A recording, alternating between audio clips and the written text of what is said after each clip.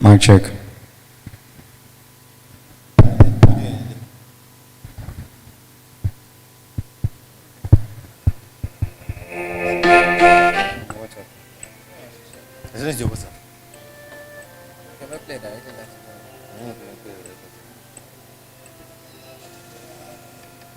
The second one is not working. Yeah, have it like that.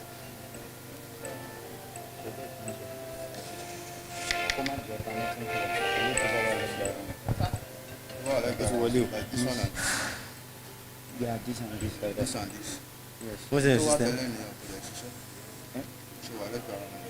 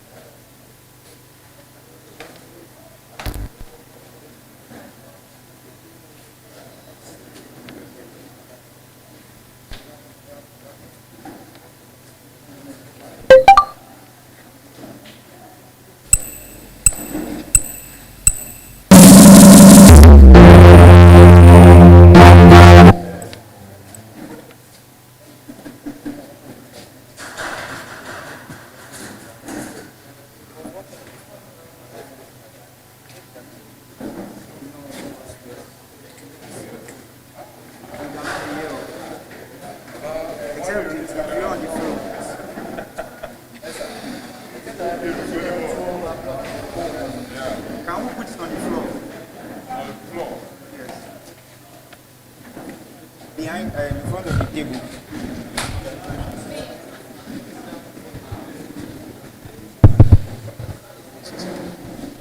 She told me the same.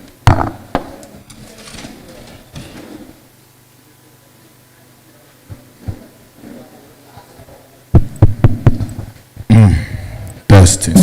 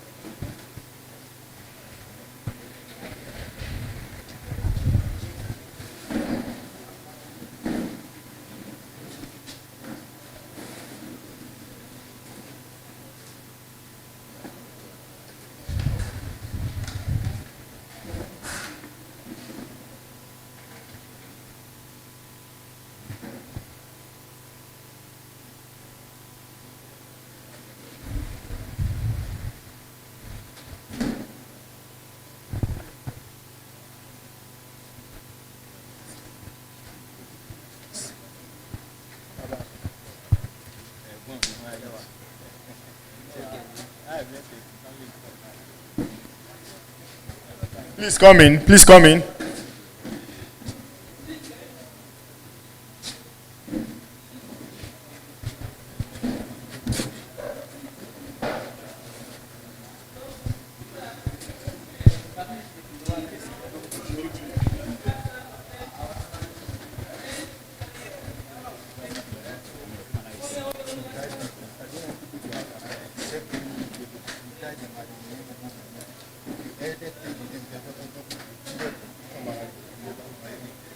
One second.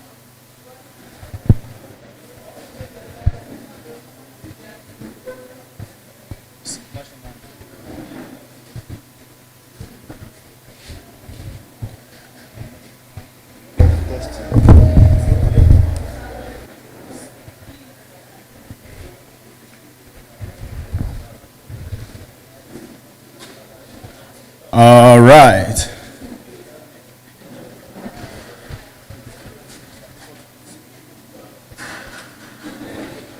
Good morning, ladies and gentlemen.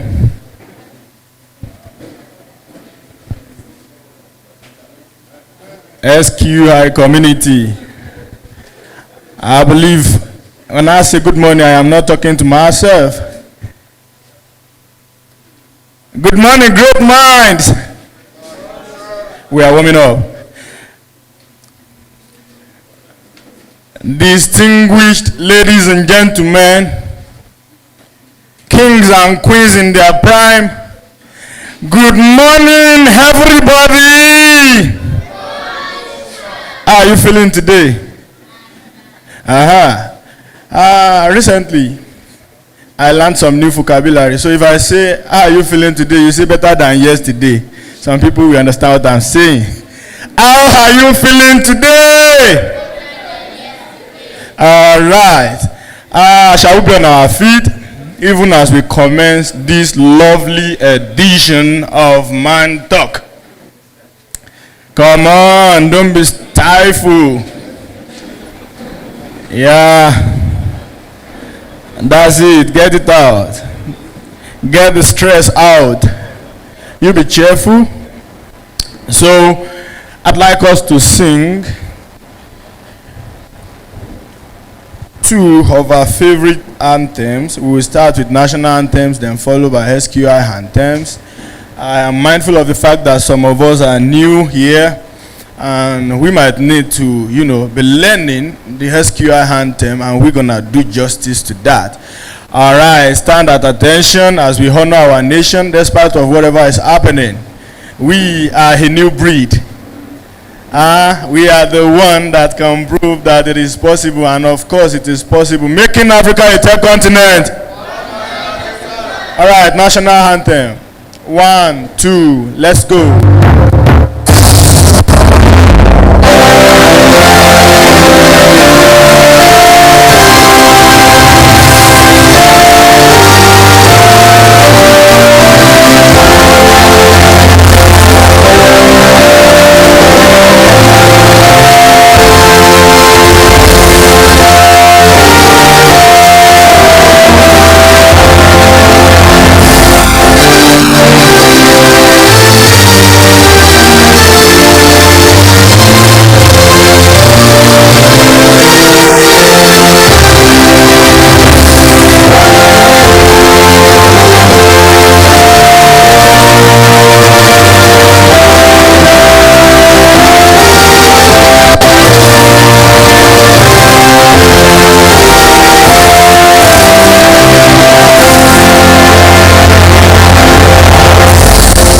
During my 21 days stay in camp, the soldier man will say, let us recite the national prayer.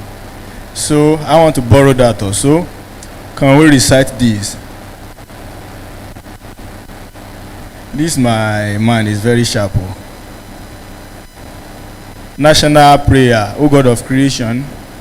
The second stanza of Nigerian anthem is national prayer. Shall we? O God of creation.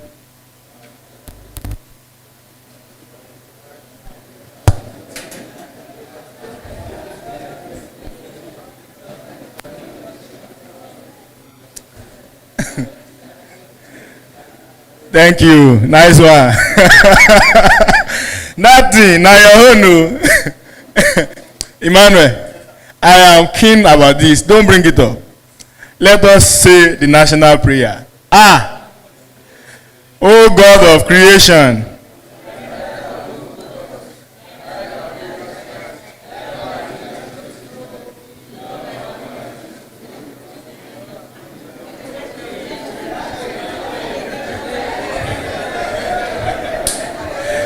Nice one. Okay now. all right. That is just a beautiful comic relief. We move on to SQI anthem. SQI anthem. Please, I want us to pay attention. They will firstly play it for us. You can hear some people beside you singing it. It's because they've been around for a while. If you are just coming to the Mind Talk, for the very first time, there's a section where we welcome you, but I have to do my home part now. They will play it first for us. We look at the lyrics, we hum it along, then we sing it the second time. Before we do two Mind Talk together, you are already in the spirit. Are we ready?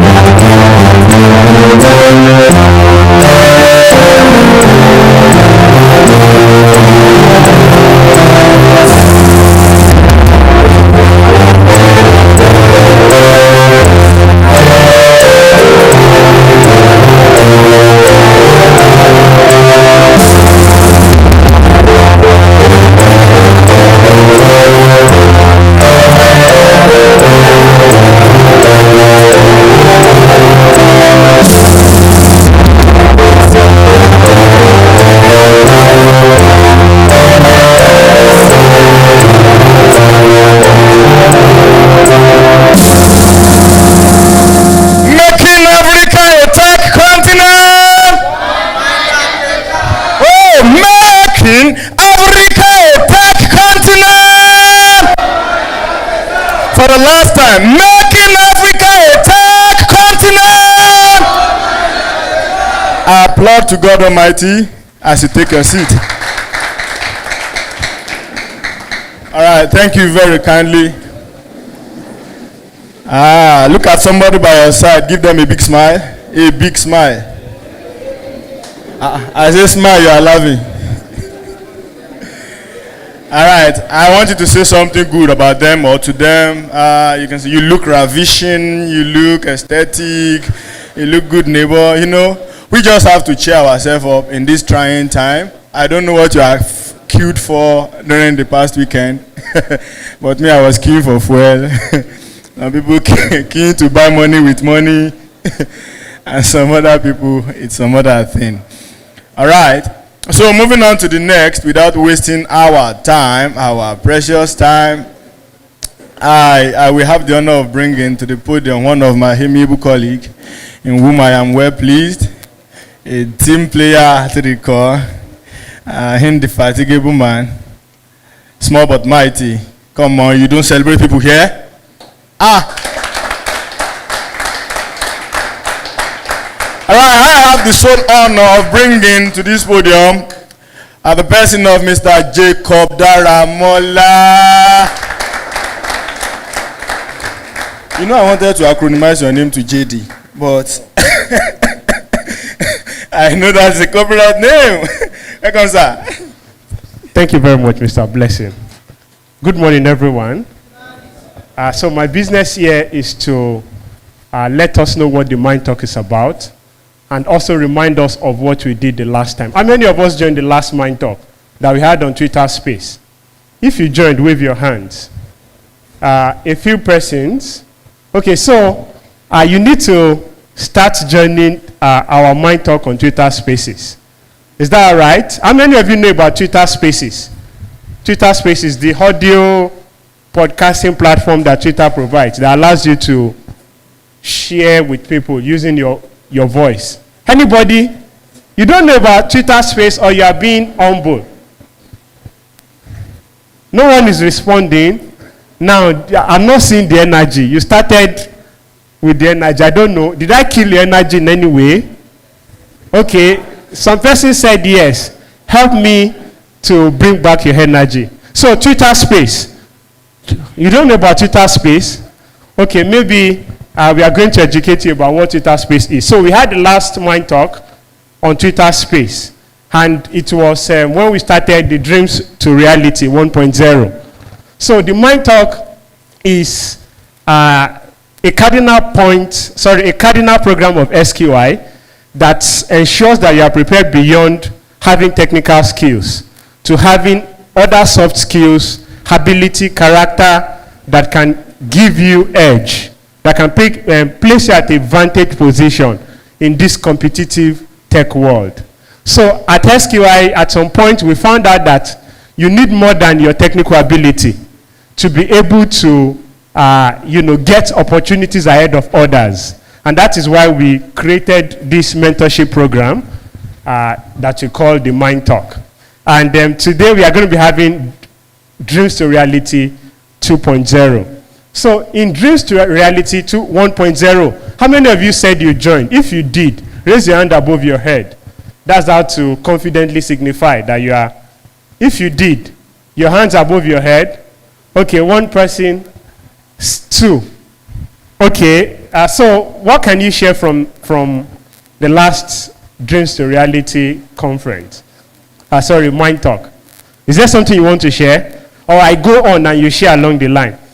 Okay, I could remember that when we started, our speaker then, that was Dr. D.M. Aderinto, he explained to us, he talked about the New Year resolution and why, some school of thought thinks you don't need to, there shouldn't be a lot of fuss, a lot of frenzy about the New Year. That the New Year is just like another day from January 31. And he explained to us then that it is something that we should not lose that vibe, that energy, that, excitement towards the new year. Because the new year is just an opportunity, creates a kind of feeling in our head that we have the opportunity to start something that is not working again. It gives us some motivation that whatsoever thing we think we did not get well in the previous year, it's like a new beginning. And you can just tell yourself, okay, I had the chance to do this again. Thank you very much for bringing me up. So Ibadan, I can see that you are seeing us. You can wave. I can't see you, but you can wave at me. All right. So we have people joining us from Abeokuta and from 2 locations in Ibadan, and people joining from online. So we are not alone here. So you have the opportunity to see what is happening here live. So that is what it started with, sharing with us that the new year provides, the feeling of the new year provides us an opportunity to start, to kind of start again on whatever thing that we think is not working. We talked about New Year resolution, that if your New Year resolution, you have not been keeping it all the while, that you can make a resolution to be committed this year. Just your single resolution should be that you'll be committed to your goals. So, dreams to reality. He explained how you can make your dreams come to reality under 6 topics, topical issues. And the first issue is you having a picture in your mind. That's the first topical issue. The second one is winning first on paper. Winning first on paper. The third issue is planning for disruption. The fourth is scenario planning. The fifth is chunks planning. The sixth is the water strength planning. And the seventh, okay, it is 7, the power of patience. So I'm just going to pick on it in one sentence to explain what it is. So when he talked about having a picture in mind, that is part of the ways you can make your dreams come to reality. He talked about you seeing with not just your physical eye. He explained that the first step to having your dreams come to reality is you having a dream. If you have a dream at all, you have taken a step to making your dreams come to reality. So he explained that everybody should have a dream. You should have a vision. You should be able to conceive a big idea, a big thing happening with your mind. He explained that seeing with the physical eyes, you are limited. Because when you are seeing with your physical eyes, you cannot even see beyond, I don't know. Can you see beyond 5 meters? I'm not sure. Okay, let's put it in the measure of time now. You can't see the next minute if you are seeing with your physical eyes. You can't exactly say, even here now, you can't say who will come up after me. When you are seeing with your eyes, you are limited. But when you are seeing with your mind, you are able to see far. You are able to see yourself doing some things in the next 1 year, 3 years, 10 years. So you need to have a picture in your mind. That's a step to making your dreams come to reality. The second one is winning first on paper. When you see with your mind, there is no limit to what you can see. So sometimes those things you see with your mind are so big, they are wild. They feel too big. And when you have such wild dreams, you need to win on paper. You need to bring those dreams and translate it into your paper.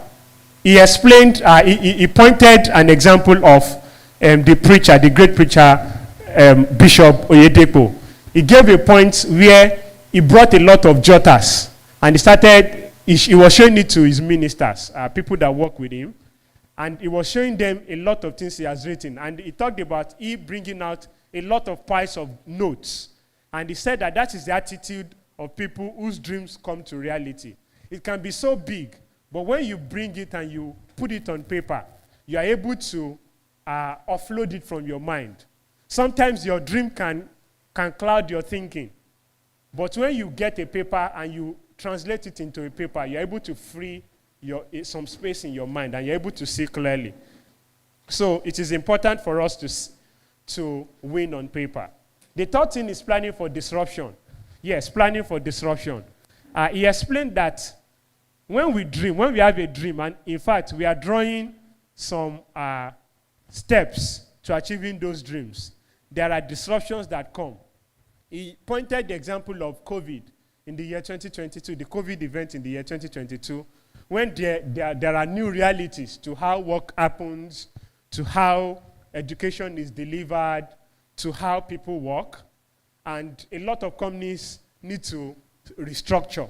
There are companies that could not plan for such disruption at that point. They lost a lot. He gave the example of Zoom, that in the year 2022, Zoom made a lot of improvements on their platform, and Zoom made a lot of profit during the COVID year. So you need to plan for disruptions. Then there's the scenario planning, yes. He talked about scenario planning as when you have a very big dream, you need to subject it to people that can criticize it, people that can check it for you, and look at the advantages you may gain, and look at the opportunities that you cannot see, and also the troubles that may come on the way. So that when you are able to plan for some of those troubles, you are able to maximize it when it shows up. You are able to mitigate against it. And if there are opportunities also, you are able to maximize it, and it does not get by you. Then there is chunk planning. Yes, it talks about chunk planning as a way to help you move a mountain from one point to the other. He said that with the strategy of chunk planning, you can move a mountain. He explained that as seeing a mountain as a coming together of a lot of stones. And if you pick those stones and you pick it, you break the stone, the large mountain, and you break it into smaller stones, and you begin to move it, that you will find out that you are able to relocate a mountain. So when you have a very big idea, and it looks like it is so big, you don't need to worry. Just break that big idea into two, and you begin to break those ideas into smaller chunks until you have a chip that you are able to carry. So a big idea could be that you want to build, what do you want to build? Give me an example of a big idea. A big idea in Nigeria world. Okay, we realize that there is still a lot of things we need to do in the payment situation. You know, online payments in this country just recently. Is that right? So if you have a big idea on solving a particular pain point that Nigerians have realized now, it may be very big. When you break it, you may know that the first thing you are able to carry at a point is you registering for a skill that can help you to solve it. It may be project management. It may be learning to build a software. It may be how to design a solution out. So your big idea has a chunk that you can carry per time. That is why you should factor in chunks planning. There's also the water strength planning. Now, in the water strength planning, am I too fast? All right, so in the water strength planning, you are able to, I can see that I'm spending a lot of time. So in the water strength planning, he explained that you should think the way water moves. That water moves with a lot of strength. Water can be moving in drops, but what it can do, since there is a flow, once water flows, there is a lot of things water can do. So you should also plan to flow like the water, so that when there is an obstruction, you don't get stuck. You find a way to flow. You can flow over, flow under, flow around, and just get past. You need to find a way to flow past obstacle. The next thing is, and the final, is the power of patience. You need to understand that your dream needs time. You don't need to faint.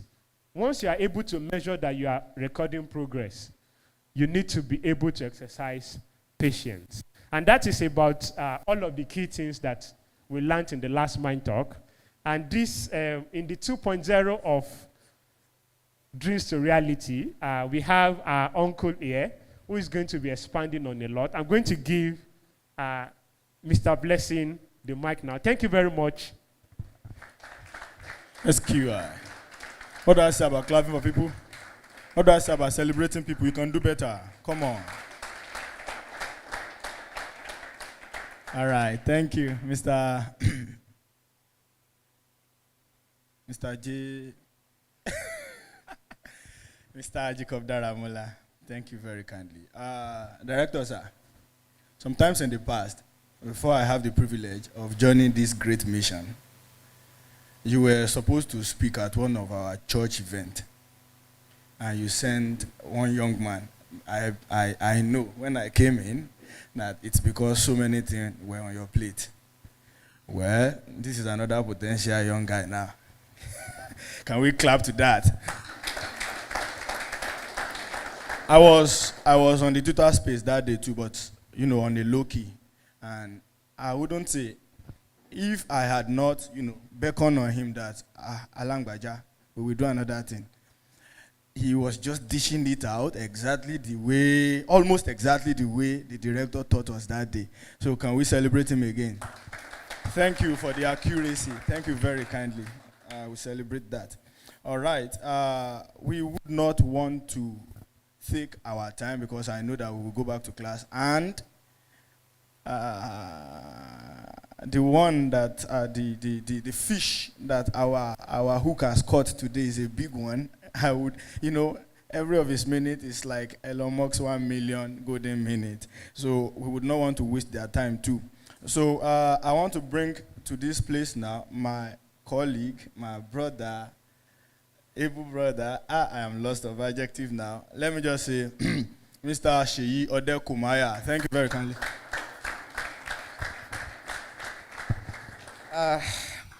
Good morning, everyone. So like you said, we wouldn't want to take too much of our time. However, we have to do something very, very important for a couple of minutes. Our guest speaker is here already, Mr. JD. Thank you very much for coming around. I'd like to introduce something very, very important to us. Then we'll invite him up. I need us to do something for 1 minute. Just a special kind of people. We have some VIP people amongst us. They are called the NID students. So when I call NID student, making Africa a tech continent, what do you say? NID students, making Africa a tech continent. Right. All right. So for some of us that are not aware of these special people amongst us, I'd like to introduce them to us. You see, currently at SQI College of ICT, we have 2 major programs. We have the PDC program, which is Professional Diploma Certificate, and NID, National Innovation Diploma. Now, the reason why I said these people are special kind of people is because they picked SQI on the JAM form, and you can do that too. So if you have brothers, sisters, enemies, friends, whoever it is that you would love for them to get a diploma certificate, believe me, we are absolutely accredited by MBTE, by the way, and we're also internationally recognized. If you want them to come study world-class in-demand skills and at the same time earn a diploma certificate, then the best program for you to come for is the diploma program. So before the JAM form closes, ensure that you tell people about this so that they pick SQI College of ICT. You're going to see it as SoftQuest Incorporated College of ICT on the JAM portal. Are we clear on this? All right. Okay. That's nice. So you can come into the NID program to study almost any course of your choice in ICT, software engineering, hardware engineering, robotics engineering. All of those are available. We'll be sharing the link with us shortly. But also on the issue of NID, I'd love to announce something very, very important. So today, for the first ever time, we are going to be introducing a reward system for the NID students. We have that for the PDC student already. Can we get a round of applause for that? So, we have that for the PDC students already. However, for the very first time, we are unveiling this for the NID students. None of them are aware. This is the first time they are hearing of it. So, for those that are in NID 1, whichever student has a CGPA of above 3.5 is going to be on the rector's list. That's like the Baba for the boys list. A round of applause for that, please. A round of applause for that, please. Also, for the NID2 students, for their 4th semester, we're going to have one of them be called the topper. So the topper is to introduce the person with the highest grade points for that particular semester. And the reward is, believe me, is huge. They are getting their 4th semester off. They are not paying a single kobo for their 4th semester.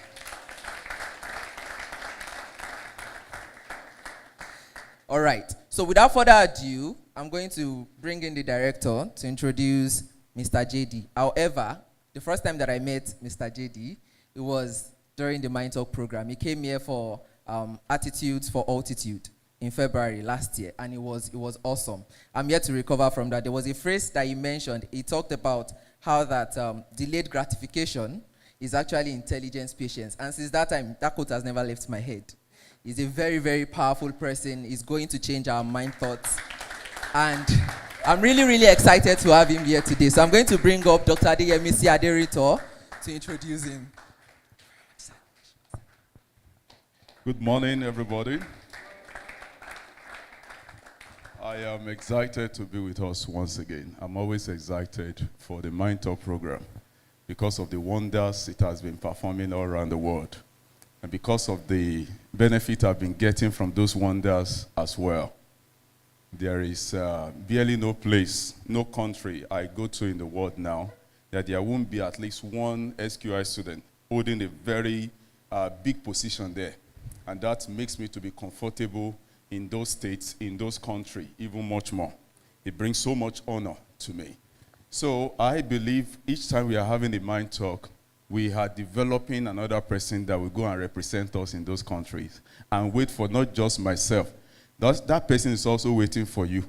That's the magic of your handband in your hand. Yes, I've seen people, they met themselves at the airport, and the handband was what made them to connect. Just like, are you from SQI?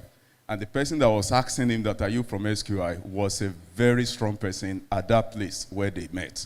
So, an opportunity to send forth more great men to represent us, to wait for other people that are coming, is what I see us doing every time at the Mind Talk.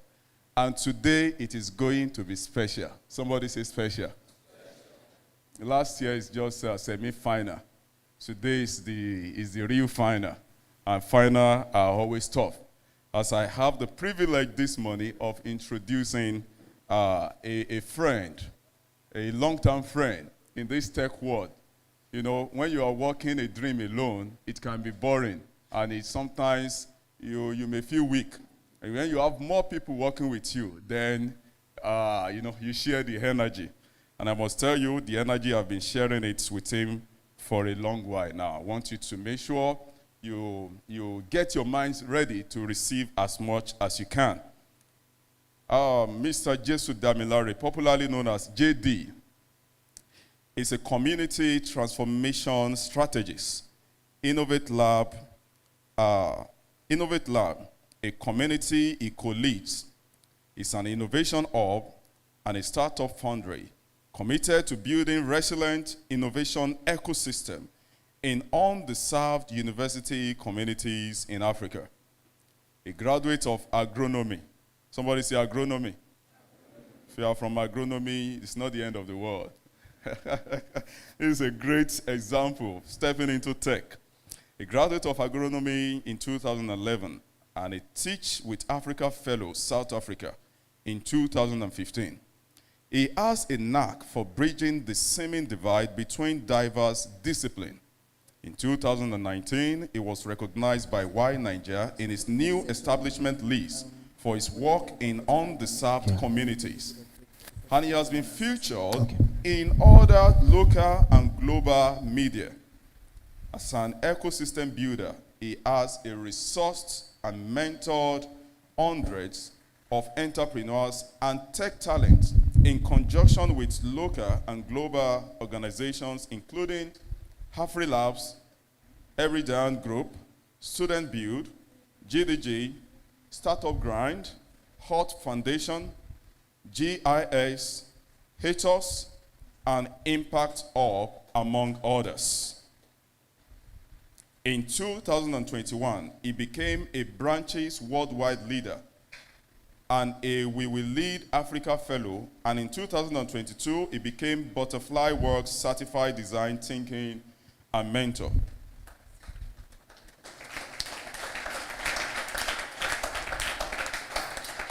In his quest to ensure his work consistently leads to human flourishing and virtuous cultural creation, he recently completed the Praxis academic course on redemptive business, a program by Praxis Labs in New York, USA. Now, this is what I want you to do. everything I have read, I want you to forget it. Everything. Just format your mind. Delete it. Permanently delete it. Now, what I want you to do now is to listen to how did he set all these goals and achieve it. That's what you need now. Did you get what I'm talking about? Forget the results. Let's learn the process. Join me as I welcome Mr. Jesu Damilare. Thank you so much, sir. Thank you.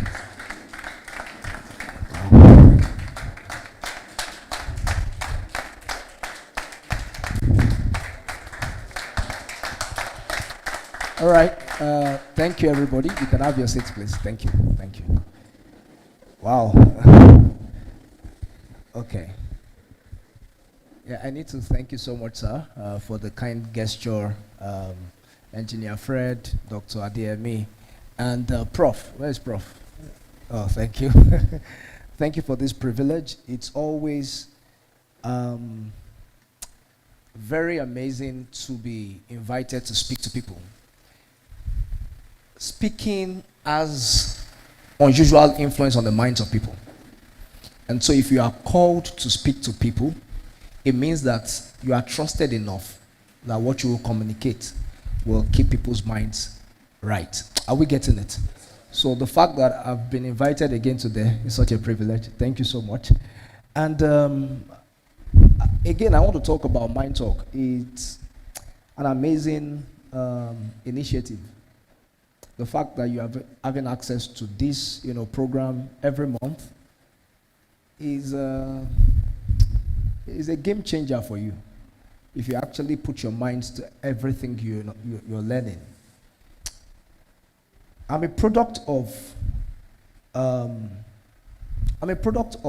lot of things, but I feel that some of the things that have made the most difference in my life is being part of events or programs where maybe one line stuck with me. And that's why I'm so excited about what you said. It took a long time before I was able to get that definition, because I kept pondering on it again and again and again. I saw that a lot of people in my generation and the generation coming after us live in a hurry. They hardly finish anything. So they start, they try a bit, they meet some obstacles, and then they run away. So I began to wonder, how can I communicate the wisdom of delayed gratification, like waiting through with a process? And then I discovered that, okay, if I tell you that you are being intelligent with your patience, then it's something that people may embrace better. So that's how that, phrase came about. And it has helped a lot of people. But today I'll be talking about dreams to reality, and particularly about the power of planning and goal setting. How many people watch football here? Watch football. Do people watch football in that area? You watch football, right? Okay, imagine that Barcelona and Real Madrid, they want to play the El Clasico. And then they've been advertising, like, you've been seeing, adverts on DSTV, on, Super Sports, and then on Twitter, on Facebook, you've been seeing advertisements. They were like amazing. And then, all the players from each end. But then on the day of the match, the players all jogged out. And then they came, they lined up, they played their anthems and stuff. Then you observe that there was something odd about the field. You're like, what was odd about this field? Then you kept checking and checking and checking, and you discovered that there were no goalposts. Like no goalposts. I mean, wait, what will you feel about that match? It's useless. Because there is no way to measure progress during that match. Progress in football is measured by how many goals go into the net. Are we getting it? And that's why we hardly have defenders winning the Ballon d'Or, right?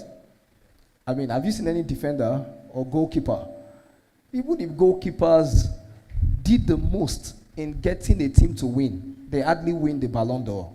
It's most often strikers, right? And that's because they scored goals. So goals in football are more like the most important measure of progress. And that's why in our lives as well, we can do a lot of things that are exciting, that are beautiful. But if there are no goalposts that help us keep score, then we will not really be able to measure progress. And a lot of times we'll feel like we are walking around in circles. We are running around in circles. And that's why today I want you to pay very rapt attention to the things I will share so that you can make great progress. So, because this is part 2, I felt like you must have done a lot of the background laying. So what I want to do today is to introduce you to 2 models, right? 2 models. And the reason why I chose those models is because they introduced a key concept that is most often missing from many discussions around goals. But I saw that you mentioned it in the last Mind Talk. But I'm going to, focus on that really today. How many people have, how many people have an idea of what they would be in the next 5 years? Like you have a very clear picture of where you're going in 5 years' time. Anybody raising their hands? Okay. So if we don't have for 5 years, I'm kind of skeptical that we'll have for 10 years. So I was coming from Lagos with Dan Owolabi last year, and as we were talking, he asked me a question. He said, "Where do you see yourself in 5 years?" And then next I began to reel out all the details of what I saw myself in 5 years. And I was surprised, like you spoke so quickly, like it's as if you've been thinking about this for a long time. I said, yes, I've been thinking about it. And basically, every single day is an inch towards that picture. Are we getting it? Every single day is an inching towards that, picture. So, as I mentioned, I will share 2 models with us, and then I will share some other things. But before I go into that, can you write something like what you desire your life to look like in 5 years? Just try. 5 years sometimes looks like a long time, but it's not long. Very, very soon, we are already in 5 years' time. There was a very wicked man in the history of the world, very evil man.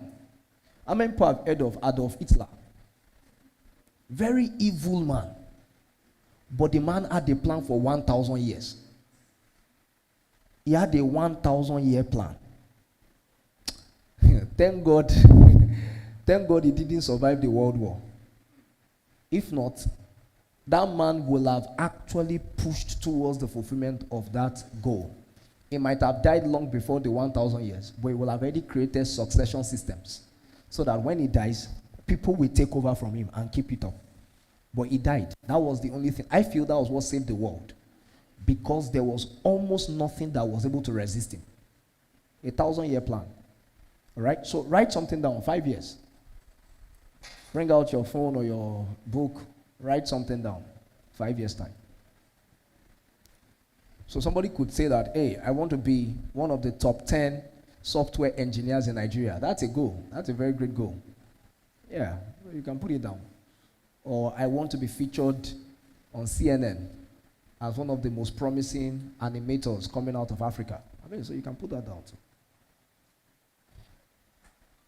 Or somebody here can say, I want to be married with 2 kids. It's also a goal. Yeah, it's also a goal. So just write something down, 5 years. So the moment you have written, just wave to me. Let me see you. You have written something down, just wave to me. Okay. Patiently waiting. Okay. Prof has written something down. Which other person? Okay, thank you. Thank you. All right. Which other person? Anybody? Okay, cool. At the back there, have you written?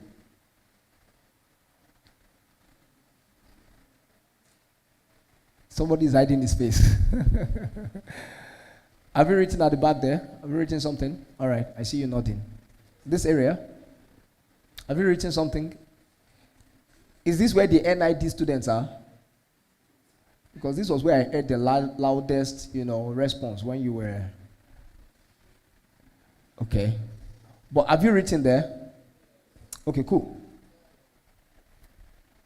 So, is there anybody who is bold enough to give us what they wrote? Like, if you feel like you are comfortable with sharing what you wrote. Let me see you, if you are comfortable enough.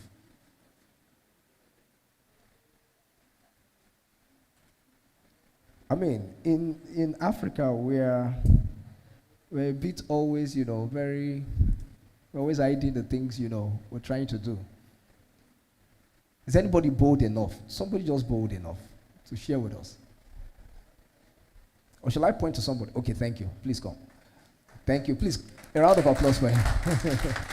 Thank you. Do we have a microphone for him?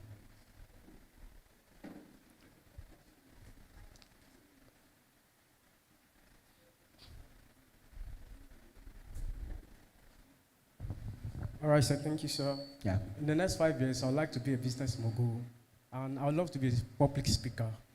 Okay, you like to be, just hold on please. You like to be a business mogul and a public speaker. So for those of us who don't understand what mogul means, can you help us? What I mean by mogul is someone that is vast in entrepreneurship. Vast in entrepreneurship. Yes, sir. Successful. Yes, sir. Okay. So now, what's your name? Francis. Adelani Francis. So Yes, sir. Francis says that in the next 5 years, he wants to be a business mogul Sir. and a public speaker. Now, that's a very interesting, thank you. I might still call on you from time to time, all right? Yes, sir. Thank you. So that's a very interesting goal. Based on different concepts of goal setting, we might be told that the goal is not specific enough, right? So, so we have this SMART goal setting, framework. So SMART means specific, measurable, attainable, realistic, and time-based, right? So most times our goals do not really get to be something that we can even know whether we achieve them because they are not specific enough, all right? So let me help you maybe make that more specific. So I want to be a business mogul that has done about $30 million worth of business in the next 5 years. And I want to have a net worth of about $2 million, right? So that is more specific. So you're able to know when you have hit the goal. So let's go to public speaking. So you can be a public, like what I'm doing right now is public speaking, right? But does that sound like a goal that will stretch you? Maybe not. So you need to make it more specific, like, okay, I want to have stood on stages like the platform. You know the platform? You know the platform? Pastor Kojo Emadi's platform, right? You know that one. For you to be invited, it means you must have attained a level of, like influence. So let's say you say, in 5 years, I actually want to stand on the platform. It means that one of the things you must start thinking about is, it can't be because I do what every other person does. That's not why I'll be invited there. I will have to do something that sets me apart so uniquely that Pastor Kojo will feel like this person has to grace this platform. Do you get the picture? Right. So let's try to break what he's trying to achieve with two models. I mentioned two models, right? So the first is the WOOP model, W-O-O-P. W-O-O-P. And what I mentioned earlier that happens to be the thing missing from most goal-setting projects is we hardly ever focus on the obstacles we are most likely going to meet. So we set goals without thinking about the obstacles. So the two models I'll be sharing actually have the obstacles as the focal point, and not even your outcomes, but most importantly, the obstacles. A lot of times we don't respect obstacles enough, right? We don't respect obstacles enough, and scenario planning really helps a lot with that. Scenario planning helps you to look at different options, like what are the most likely obstacles I will face in this, or I'll face in this. So these models actually have scenario planning woven into them. Okay, now let me try to make it even simpler for somebody who is like, okay, I'm still trying to get what you're saying. Do you know that it is actually possible to, okay, when we're having the Ogbomoso Digital Economy Summit, the program, we had a plan for 1,500 people. But we knew that for you to actually get 1,500 people, you needed to have at least spoken to about 30,000 people. Do you get the picture? Like you needed to have made impression on about 30,000 people before you will see like 1,500 people show up at your event. At the end of the day, we had about 1,200, right? But the fact that we planned with 1,500 in mind, but we were not trying to just look for 1,500 people, but we're looking for 30,000 people. So what we did was we kept amplifying the news of the event. And so we kept looking at people blocks, right? So, okay, we've reached 500 people in this category. We reached 1,005 in this category. We reached 3,000 in this category. And we're building that number up until we had gotten to about 30,000. And that was when we were sure that, don't worry, on that day, we can't get less than 1,000 people. But if we had simply just focused on just 1,500 people, I'm going to talk to 1,000, as long as we hit 1,005, then we are good. Those 1,005 will come. The challenge is that somebody can get a call and the person has to travel to Ibadan. And that person can, wake up and feel very tired and just say, don't worry, I will go in 2 hours' time. By the time the person wakes up again, it's already 3 p.m. The person says, forget, I won't go. And then, different things happen and then people, so most of the times, when we don't think about the obstacles that we can meet on our path to our goals, the first thing that happens is that when we miss any milestone we are meant to tick, when we miss it, discouragement sets in. Are you getting it? Okay, let me ask a question. How many people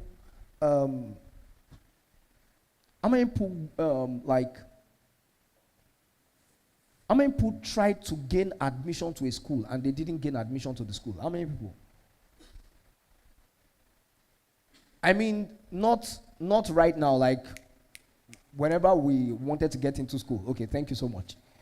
Now, did you have a plan B? I'm asking you. You're Mr. Faith, right? Cool. Did you have a plan B when you were actually choosing your first choice?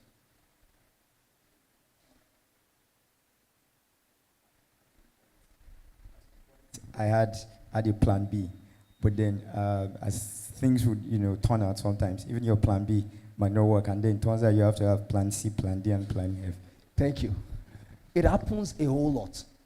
But the challenge is that a lot of people don't think of the possibilities of failure as part of their goal setting process. Okay? So let me just dive into the framework so that we won't take too much time. As I said, the first is WOOP. Now, write WOOP, W on different lines, W-O-O-P on different lines. So W stands for wish. Wish. Wish. The first O stands for outcome. The second O stands for obstacle. And the third, and P stands for plan. Your plan. All right? So the first is your wish. So Francis told us that he desires to become a business mogul, right? With $30 million of, like you've done $30 million in terms of business volume, right? In 5 years' time. And you have a net worth of what? $2 million. So that's your wish. Or, yeah, that's the wish you have. Now, the outcome of that particular wish should also be well stated out. For instance, why do you want to have a $2 million net worth?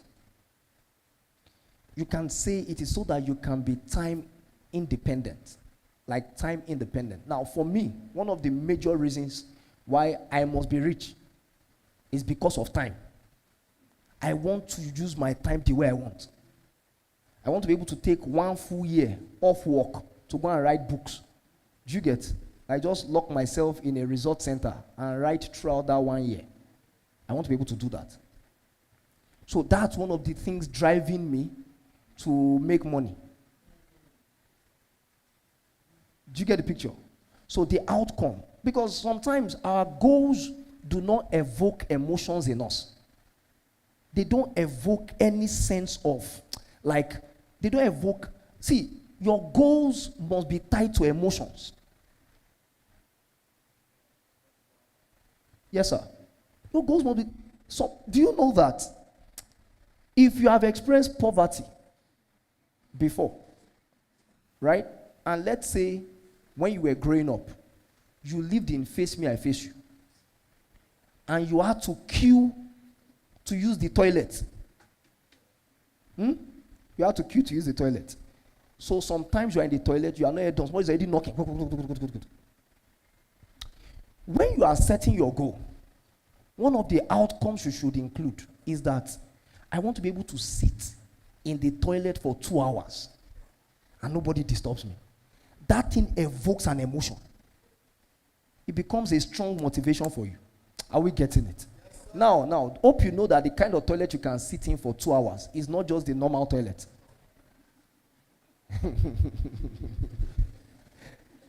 Not just the normal toilet. It has to be spacious. Right? It's not boxed together. It's spacious. In fact, there are some toilets in Japan that you can alter the temperature of the toilet seat. You can make it warm, right? The toilet seat.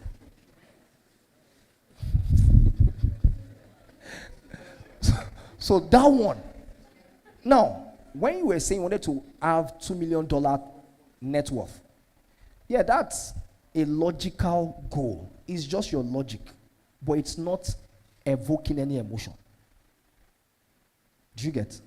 But now you are now writing that, hey, the outcome of this goal is that I would have my freedom, let's say freedom of time, then I'll be able to sit in my toilet as long as I want without anybody disturbing. Then maybe another one is I would help as many children as will have gone through the same thing I went through, not to go through that thing. Are you seeing the outcomes now? Are we getting it? Now, are these outcomes looking like something that can make you stand up when you are feeling tired? Yes. Anytime I think of, sincerely, it's one of my life plans. I want to stay in one place for 1 year. Like 1 full year. Not necessarily having to talk to anybody even. Like in fact, if I don't get to talk to anybody, it will be good. So 1 full year of reading, thinking, and writing. Because see, the truth I found is that we lack, in recent times, the books that are coming out, you only read them once, and you have extracted all the value. You can't write books that you will go back to 100 times in 2 weeks. Do you understand what I'm saying? It will take time. And that's what those old men had. The men that wrote the classics. Books like Pilgrim's Progress, books like A Tale of Two Cities, Oliver Twist. Right? Those books, they still read them till today. In fact, sometimes they do PhD dissertations on those books. You know what those men had? They didn't have the distraction of social media and television. They didn't even have newspapers in their days. So you need to recreate the context within which they wrote those books. To be able to write books of such weight and value. I was reading one book recently, titled 21 Lessons for the 21st Century. As I got to half of the book, I said, no, this book is different. I was like, who wrote this book? So I went on Google to go and search the man's name. And then I found out that this man, every year, the man goes away for 2 months to a monastery where they don't talk. Like, they will be in silence for 2 months, 60 days. No. There are some things you read, you'll be like, no, this one is not surface. This one didn't just come from, no, this one came from real insights. It's not surface. So your outcome, you have to be able to define your outcome to connect with it, right? Then number 3 is, now you need to ransack your brain to think of all the obstacles that can come against you. As I said, we need to respect obstacles, particularly in Nigeria, right? You know, outside Nigeria, If you get admitted on the 14th of January 2023, they will tell you the very date you will graduate. They will tell you to be 27th of April 2027, and nothing will shake it.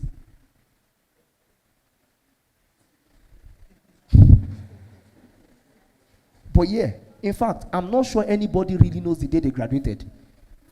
You only know the year.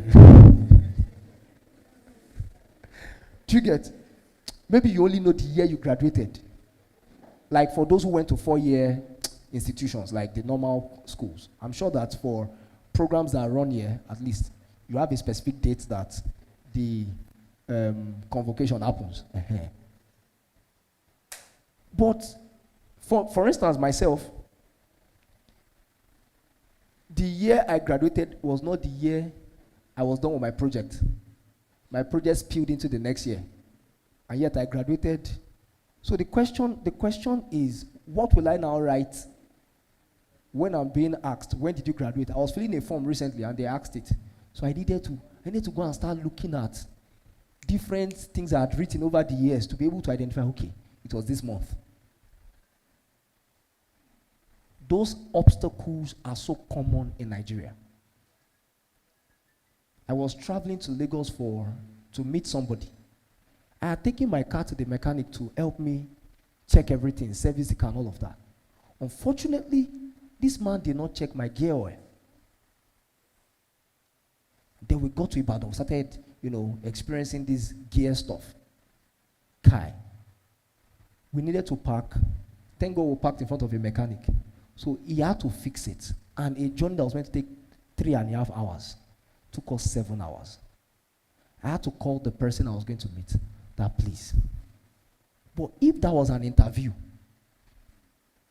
I would have missed that interview. And the reason why I even actually took the car to the man was because of that trip. Like, let me not hear stories, but I finally still heard stories. Do you get the picture? So you need to plan the obstacles. Okay, so let's use Francis as an example. Can people suggest what obstacles can stop Francis from becoming that business mogul in 5 years? Somebody said something there? Government policy. Like what happened to Gokada, right? In one single day, the business that had been built up, that was already making serious progress, one policy just crashed everything. How many people remember that Twitter was banned in Nigeria? Hope you know that people were doing business on Twitter. Because a government could not handle criticism. In France, somebody slapped their president. How many people heard of that scenario? But we didn't hear that they killed the person. No. Because it's a democracy. It's not an autocracy. So a government policy can, in an instant, shut down a lot of things. Another thing. Any other person? Let's help him now. Let's help Francis. Fuel scarcity.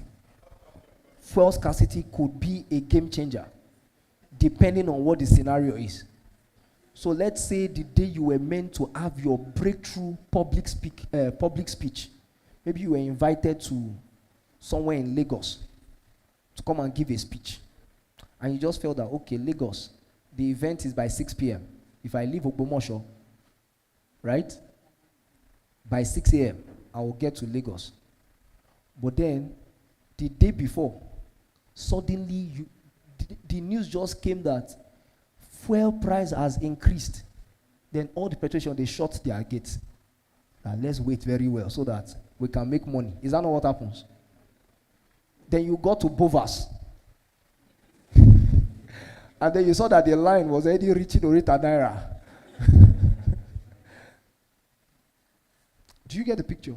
Okay. So another one. Any other one? Health status. Health status. Imagine that you were meant to be eating good food. You were not eating junk food. Taking noodles every day. Eating shawarma every day. what happens in those cases is that health complications can come in. Any other one? Capital. Capital. You see, the story of capital is actually a very interesting one. Now, with all the things that happened with FTX, how many people know about FTX? Okay, the recent crypto crash and all of that. Hope you know that because of that crash, you that you were in Nigeria, doing your own jeje, you have been affected. Why? Because people are now more skeptical about investing. Because they invested money in one man's business and it was a scam. So access to capital could also affect that particular, that goal you have. All right, so let's stay with those four.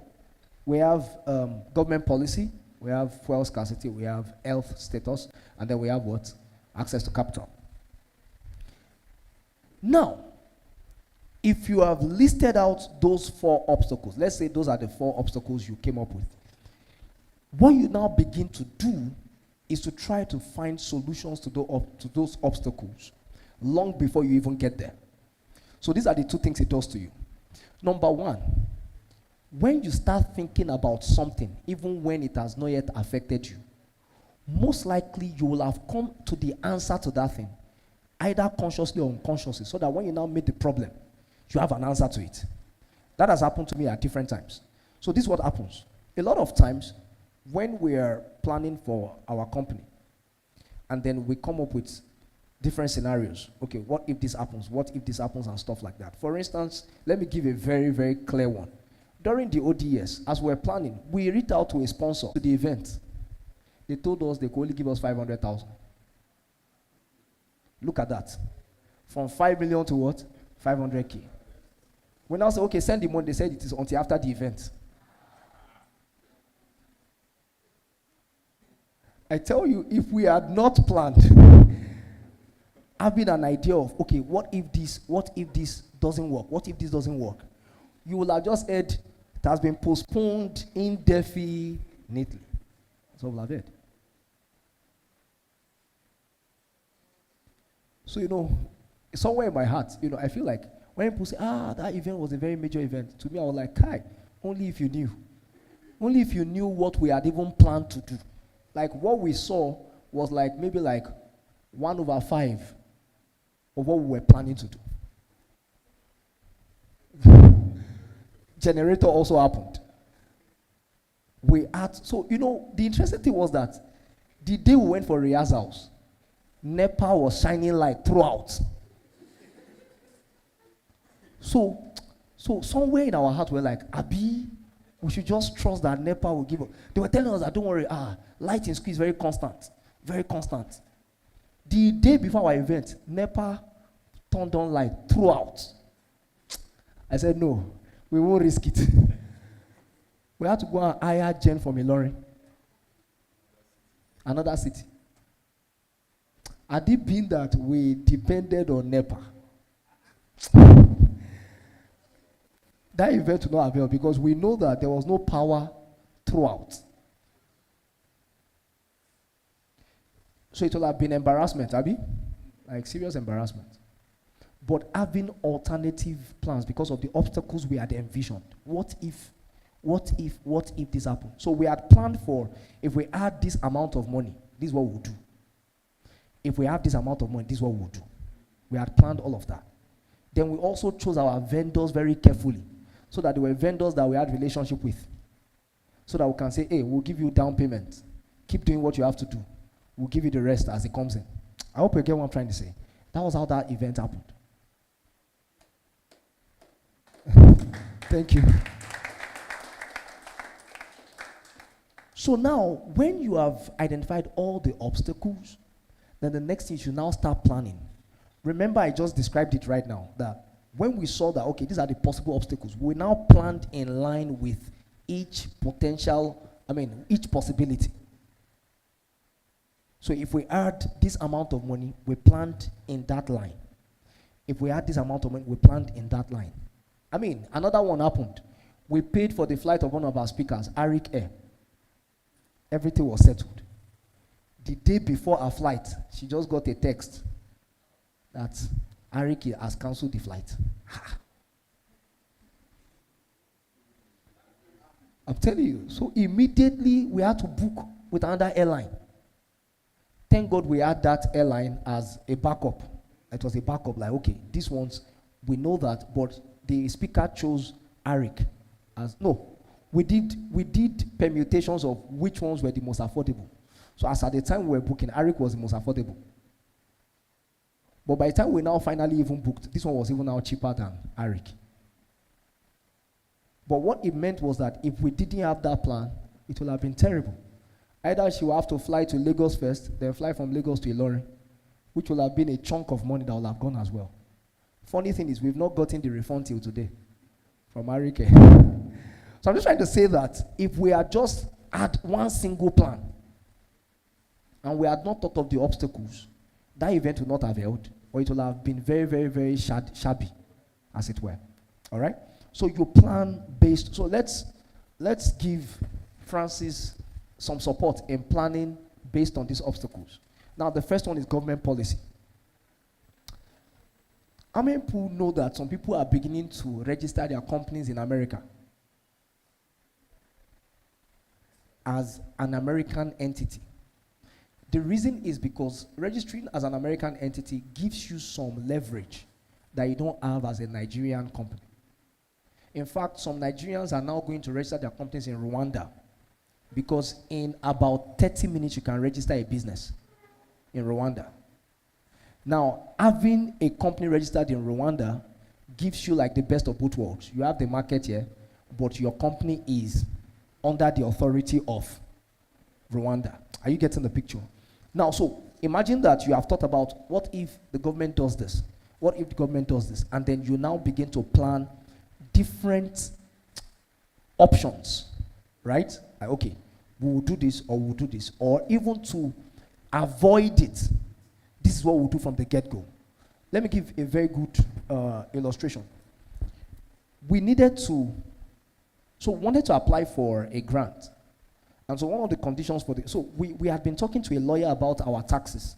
Like, hey, when do we start paying tax? But the person was not giving us, and that's one of the terrible things about the Nigerian situation. Like, you don't have a place you can go to that gives you all the information you need.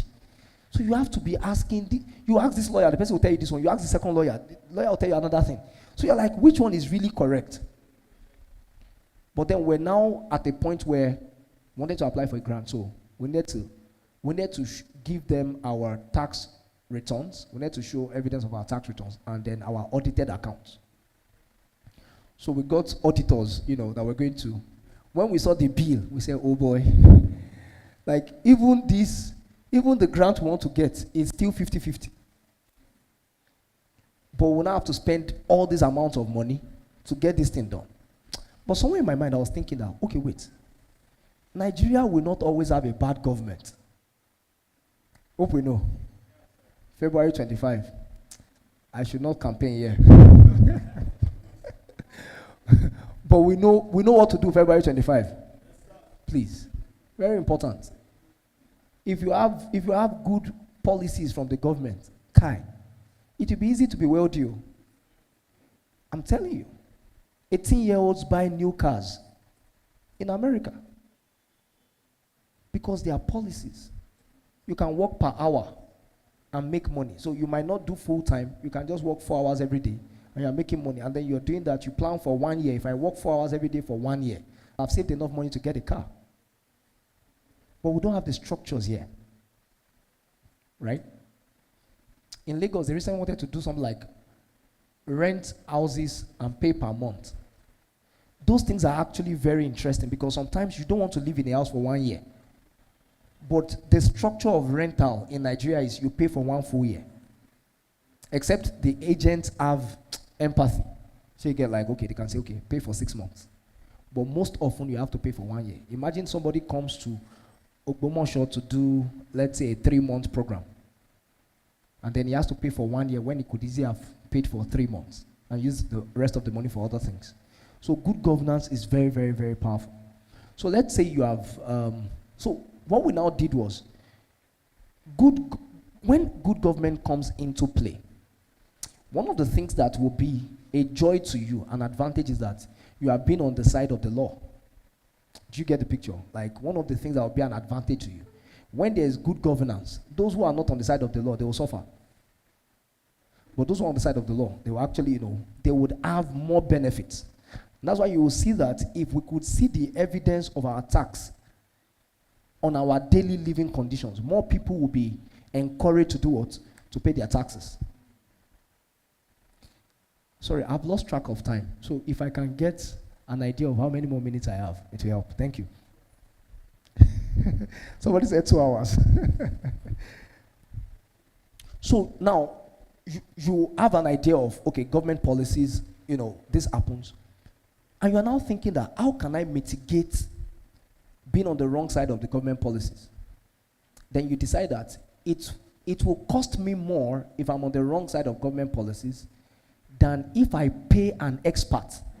Sir, when we went for that stakeholders meeting in Ibadan, it became clear that these people want to do a lot of things. But it's just that there is no communication convergence. Like, there's a gap.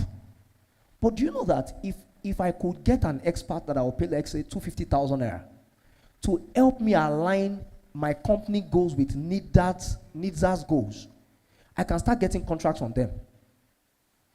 Do you get? And then I can build relationships with them so that before the government sends out a policy, they will have hinted me. Now, do you have this paper and this one and this one? In 2 weeks' time, it will become mandatory. Go and quickly get it. That's what happens when you have seen that scenario, that if I don't settle this obstacle, my plans to become this rich will be truncated.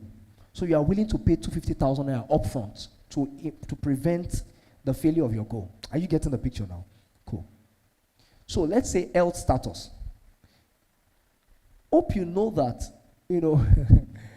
I learned this a long time ago. There was a man who at some point his health failed him.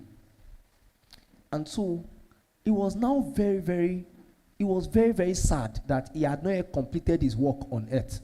Like, there was still so much to do. That was how, I think, somebody now shared a parable with him, that the horse you were meant to use to carry the load to the destination, you have already worn out the horse. So the horse has died, yet the load has not gotten to the destination. That was one of the things that made me start taking rest. Very important. You can have all the dreams in the world, all the goals in the world. If your body is not capable of helping you towards that direction, it's futility. So how do I rest? So I work in bursts of energy. I can work very intensely for 1.5 weeks or for 2.5 weeks. And then for one full day, I'll be on my bed throughout. I hardly fall asleep. I only sleep in the night, right? I hardly fall asleep during the day, no matter what I do. If I go for vigil, my eyes will still be, like this, But I've learned that if I can just lie down on my bed throughout a day, my body gets healed. Like, it heals itself. So I can go for another stretch of time. So before now, I used to break down frequently because I didn't know that thing. So I can go for 3 months and then I'll just break down. And then for like 1 week, I'll be knocked out. But since I started practicing this reading, I have seen that I've gone for like 3 years without breaking down now. Like, no day of breaking down for 3 years. That's because I basically worked a rhythm into my life where I rest. Do you get the picture? So if your body fails you, you won't meet that goal. So you need to actually also consider your body when you are planning out how you arrive at the goal. Okay. So let's move to the second one very quickly. The second framework is also like the WHOOP framework, but it also has another nuance. It's called the GROW framework. GROW framework. The first is the goal. The goal. So G stands for goal. R stands for reality. O stands for obstacles. and options. So obstacles and options. Then W stands for way forward. Way forward. What makes this one different from WHOOP is actually the R. That's reality. Right? That's the difference between the WHOOP model and the GROW model. So the first is, as I mentioned, your goal, right? But now, what's your present reality? That's another thing. Because sometimes we can make goals that are not built on reality. We can make goals that are castles in the air. They don't have any real foundation. So let me give you an example. Imagine that somebody says, hey, I want to, in this 1 year, I want to have a best-selling book. Like within 2023, I want to have what? A best-selling book. Now, that goal is not founded on what? On reality. Particularly if the person has not written any book before. That's number one. And if the person doesn't really have good writing skills. So that goal will actually be like a castle in the air. It will be like something that doesn't have foundations. Let me give an analogy. Okay, thank you. I see the time now. I want to use a very good analogy.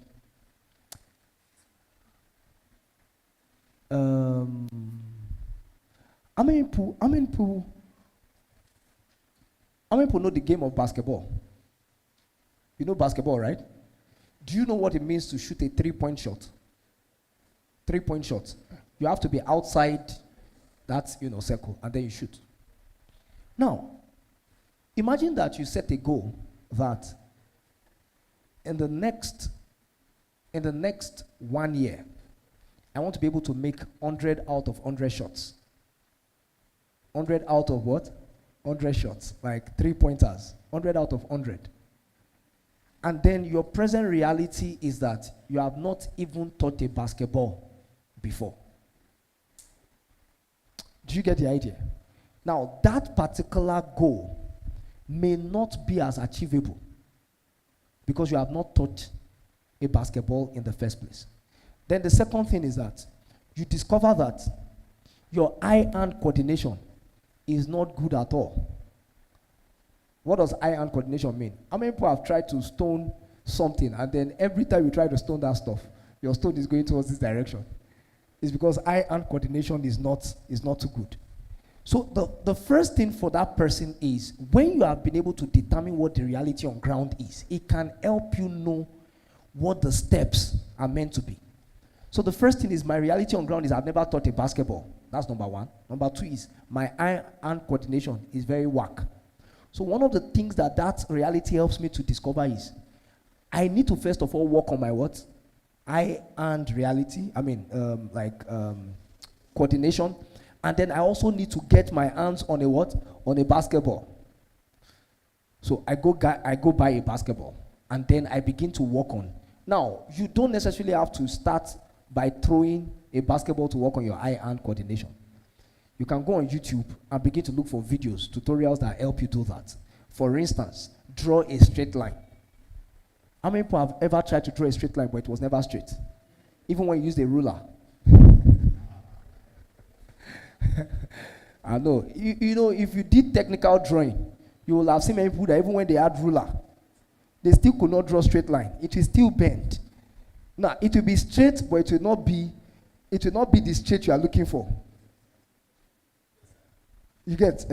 So you need to work on that first for you to even be able to now move to the real goal of being able to shoot 100 shots, 100 out of 100. So the reality helps you know which goal you are to set first. So a lot of times we don't first of all take cognizance of what our reality is to help us see that this initial goal I started with is not the real goal. Let me first of all set another goal that I can now build upon to get to that final goal I'm looking for. Are we getting it? Very important. Very important. So one of my goals is to write a book that becomes used in universities. I feel that if you want to shape the mind of people, textbooks are very, very powerful in shaping the mind of people. So I want to write books that will become textbooks, because people have to read them whether they like it or not. It's not leisure. So when you read them, my thoughts will jump on you. Do you get the picture? Now, the challenge is I must first of all read different textbooks that have made the most impact. So I go on Twitter and I'm looking for threads where they are always talking about, like, share with us the book that has most shaped you. Right? So I look at those lists. I'm following all those lists. And then I go to look for some of the books. Okay. About 10% of people that answered this question, they were pointing to this one book. What makes this book special? And I go to read it. And I'm like, oh boy, this book is really special. There's one that I saw recently. It's called The Inner Game of Tennis. That book is powerful. Very powerful. The book became a foundation for many other books after that point. And those are the kind of books that I want to write. So first of all, I need to read them. Then I need to now discover the kind of authors that wrote them. What were the disciplines of these authors? So I can now first of all set my goal as building the discipline of the authors before even writing a book. Are we getting it?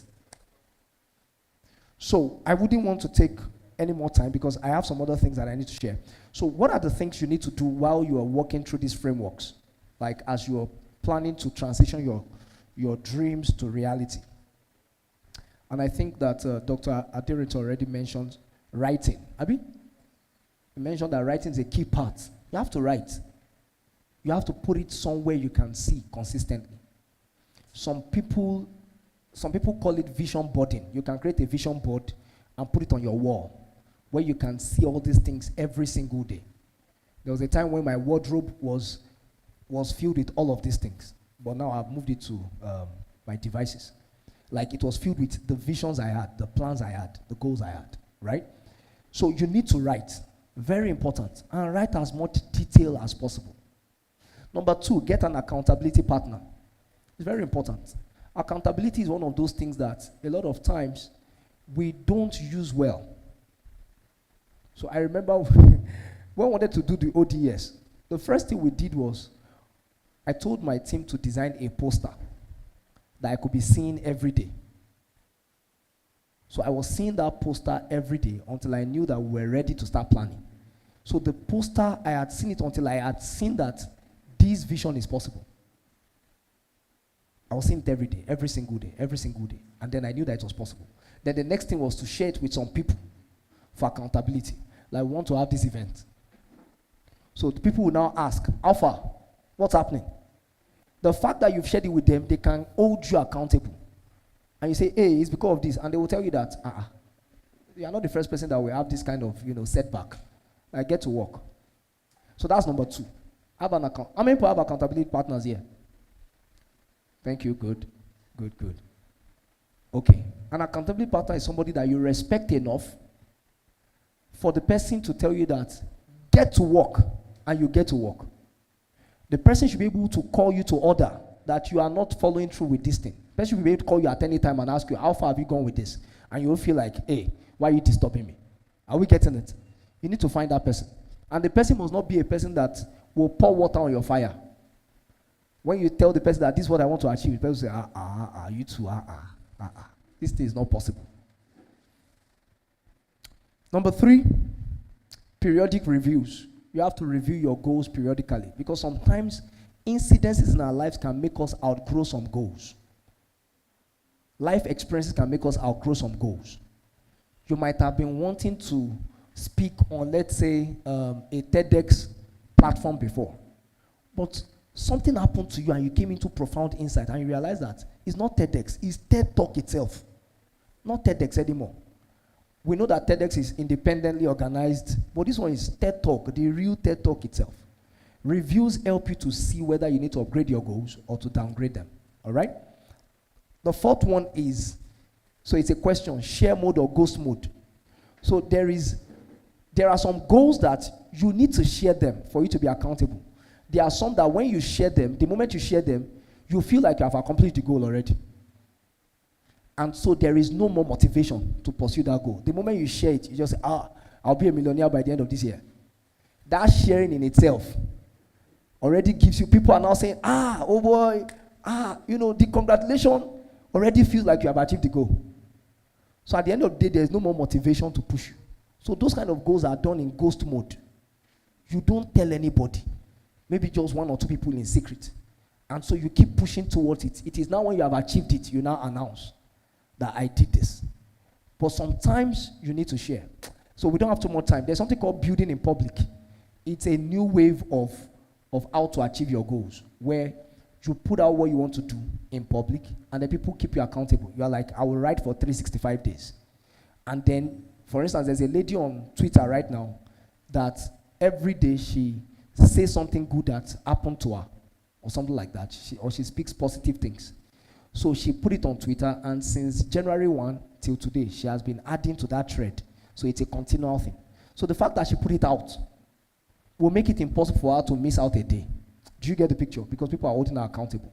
But if it's something like, I want to learn how to speak good English, you might not necessarily have to put that out. It can be just maybe 2 people, right? And then you are consistently accountable to them. The 5th one is, and this one is very important, celebrate wins. Celebrate wins.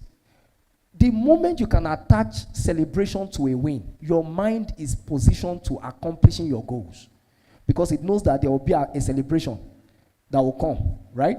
So for instance, if let's say you eat your first $20,000, right, out of the 2 million, and then you take yourself to dinner at a nice restaurant, what happens is that you have reinforced the desire to actually keep accomplishing your goals.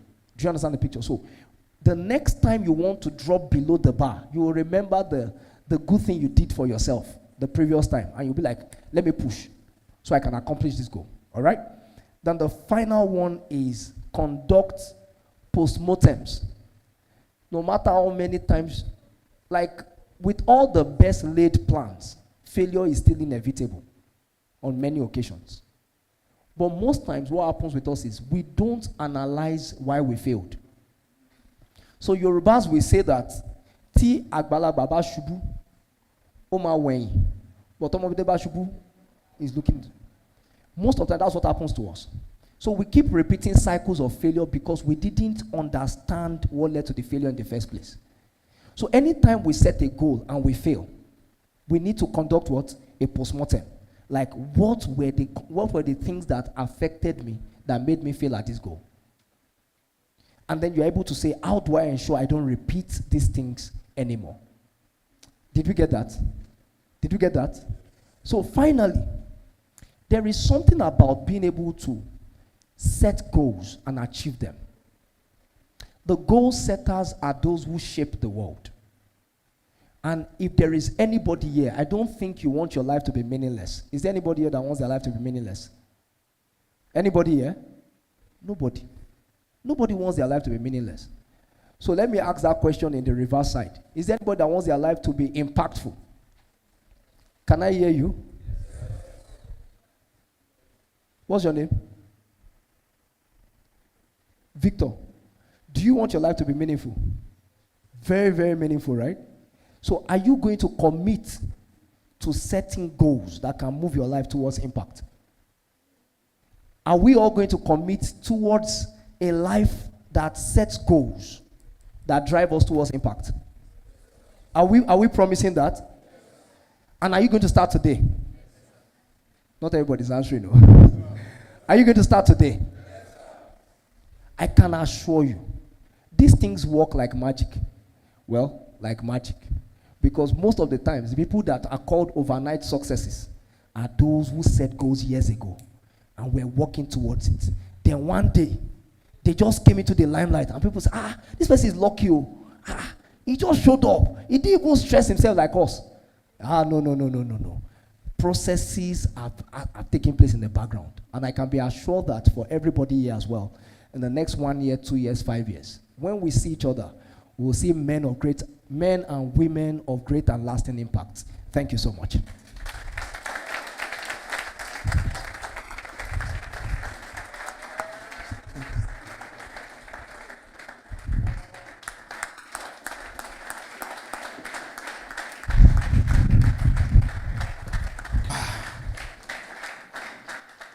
Thank you. You know, if you are comfortable with where you are and you do not want anything to shift your paradigm, I beg you don't listen to Uncle JD, because I can bet it you will never remain the same. Can we give it up to him again? Thank you. Sir, at the point when you were speaking, I have to excuse myself to get my handkerchief because you were inciting some emotion and tears were about to, I was not like, how will organizer be crying here now? Yes, it is that deep. The first time I dangerously encountered you like that was at ODES, when you were talking about one initiative you led, when you were a protege under one man, that you were signing something.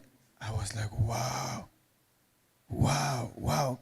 If you were there that day and you really followed on the train of how you was, inciting our emotion, can we jam your hands together, please?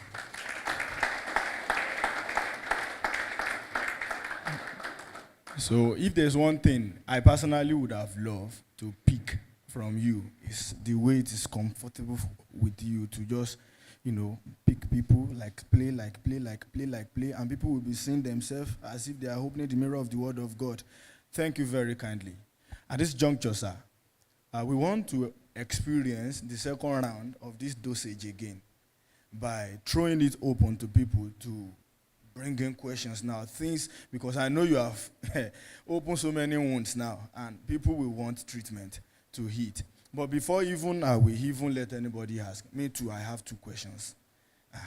So the first one is, when we set goals, you talk about emotion, and part of the emotion that I personally, and as much people as are involved in setting goals from time to time, I've experienced, is this emotion of fear. Yes, I was looking into it. Maybe you will jam it in one of the models. Fear and goal setting. How do we deal with it? It happens every now and then. How do I take care of fear in goal setting? Because they will say, if you are not afraid of the goal you are setting, maybe it's not big enough. So, and I know from personal experience that fear can ruin everything. How do we handle fear? And number two, you were cautious not to share with us some of the title of the books that you love so much. So I want to request on behalf of everybody that you share some of them with us. Because I have it in mind as the lead organizer of this event that in some day we will be able to do book review per month, that all of us in the SQI community, we will read one book and we will review it. People like Seyi Makinde does that. He will write it and he will send it into our mail. I'll be like, this man, he will still go for vacation. When campaign was coming and all people were running head-to-head, Seyi Makinde was with his family running marathon with his daughter in US. The way his life was so organized like that, that's my vision for people here. And please share with us some of the title. Okay, you have your mic. So some other people, please, I want you to be raising your hand. Should we take all the questions once? All right. Who will be the secretary that will write it for Uncle JD? All right. Aha, this is beautiful. All right. Okay, so we have our ushers lined up all around. You're going to see them all around with a pen and paper. So if you have any questions, just ensure that you write it down and pass it to the ushers. They are going to ensure that they give it to us, and then all your questions will be answered. Are we clear on that? So just look around you. You're going to find ushers. They'll walk around you with a pen and paper to gather the questions. Then we can have that answered. So for the few minutes while we're waiting for your questions and answers, please hurry up with the writing. If you don't hurry up with the writing, it means that JD will not be able to answer your question today. Thank you very much. So while we're doing that, for the next couple of minutes, we are going to be doing something very important. So I announced earlier at the beginning of the program that for the first time ever, we're going to be having a reward system for NID students. Who remembers that? Let me see your hands.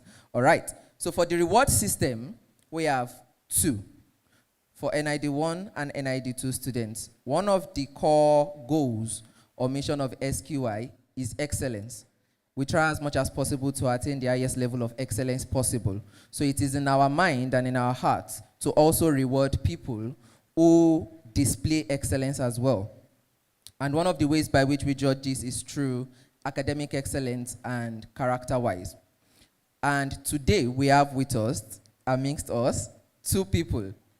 For the rector's list, we have only one person that is going to be joining. And for you to be a part of the rector's list, it means you must have attained a CGPA of over 3.5 in your first semester.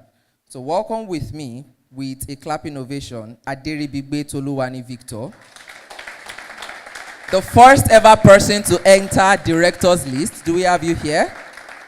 First ever person in the history of SQI College of ICT. And I'm going to be bringing the rector up so that I can have the rector's handshake. We'll do father. This is your son. Son, this is your father. So we are going to have a photograph with him.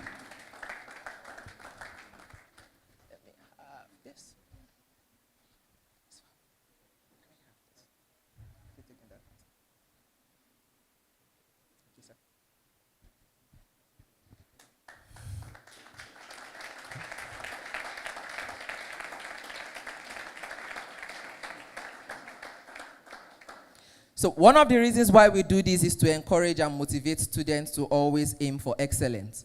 For NID2 students, we are actually backing this up with a reward, and I mentioned this earlier. This person is going to get a full semester off.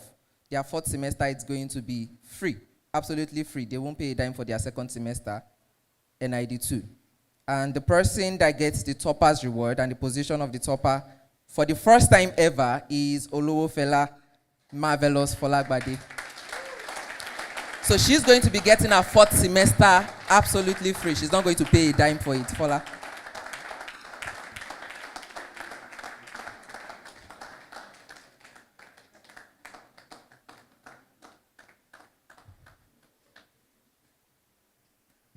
All right. Thank you very much for that time. We're going to be taking the questions and answers now. So do we have any from the ushers so that we can give to JD? Anyone? We have one there, written down. Anyone? Do we have any from online? Do we have somebody that has from online too? You can send it in through our YouTube page. You can send it in through our WhatsApp channel as well. Yeah, while we gather the questions, I want to use the opportunity to ask my own. Yes. All right, sir. Of course I do.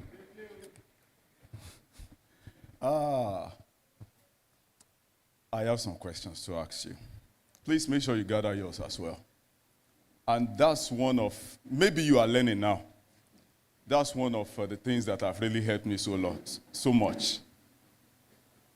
How many of you remember the Mario teaching? I gave you the Mario teaching. Do you remember? Very good. Let me just brief you about the Mario teaching. I played the Mario game a lot when it first came. When it was trending. And then I played it to the level that, although you start with, I think, 5 lives, then I will get 99 lives, non-stop lives, in short. So with the non-stop lives, I will play it to the end. It will become faster. I will still play it to the end. Since you have non-stop lives, I kept on reaching the end, like reaching your goal. Are you getting that? So one day, I look at it, I say, can I apply this to real life? That's no matter what, I will reach the end. So how is Mario getting it? And they usually tell me that man has only 1 life, right? Yeah, because Mario, I can get 99 lives with Mario, I'm reaching the end. So how can I get 99 lives as 1 man? That was when I realized that I can actually get 99 lives as one man. How? I just need to make use of other people's life as well. By learning from their failures. So, if 100 people have failed at something, I will make sure, I will make it look at as if I am the one that actually failed. So with that, I won't need to fail in that place again. That's 99 or 100 lives used already. Do you get what I'm talking about? So learning at every opportunity, learning at every chance goes a long way. It's like you adding to your lives. So during the ODS program, I saw something that I already had it in mind that I will ask you. Okay. You have set up such a huge program. People were coming, you invited people from the US and stuff like that, and you were expecting 1,005 persons. It was time to start the program. The preparation was huge with what I was seeing. Mighty speakers. Then all of a sudden, the generator did not start. The generator you went to pick in another city just to make sure everything is fine. With NEPA backup, Abi? And everything just shut down. So that day, it was already time to start. People were already seated. I knew from experience that, yeah, this is fire. I was expecting to see that fire in your face. I didn't see any fire. You were just calm and sitting down and just walking and talking to people and just as if nothing was happening. You go to the generator, you come back to the auditorium, and everything was just, it was I that came to you and said, okay, what do we do? Should we go and bring generator from SQR here? And then you told me the capacity of the generator you brought from another city. I said, don't worry, because the capacity, what was the capacity? 100 kVA. 100 kVA. And the generator we wanted to bring was 7 kVA. So I said, sorry. It was a mistake. So how did you achieve? Because, see, in crisis, for you to find a way out of crisis, it's still the water approach. Water will remain calm when there is an obstacle. It will just remain calm and be flowing around the obstacle as if nothing is happening till it finds its way. At the end of the day, it might even approach that obstacle. So that calmness is superpower to achieve it in face of crisis. No sweating, no. I don't know if you were sweating inside, but no sweating outside. How did you achieve it? Please. Okay, wow. Okay, you have your microphone. All right. So I mentioned earlier that the first thing when we knew we wanted to have that event was to get the poster designed.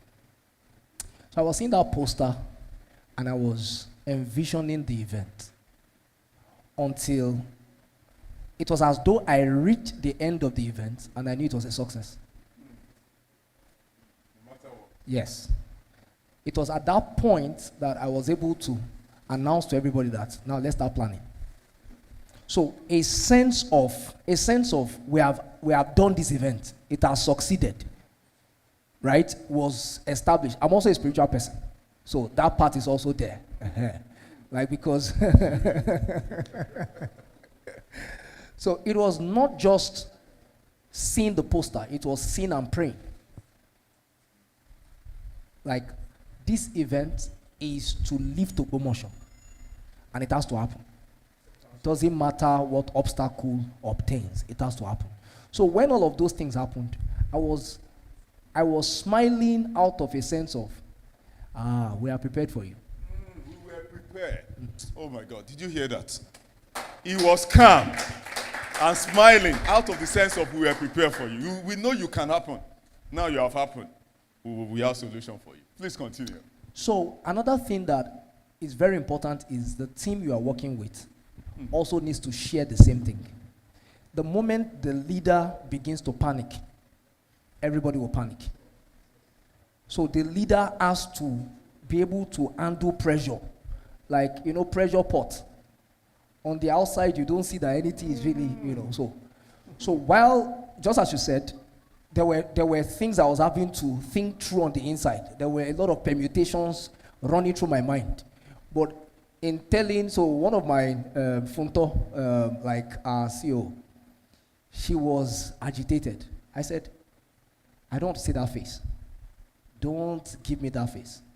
Be calm. Smile. I mean, because she was already losing it. She was already, getting scattered. I said, no.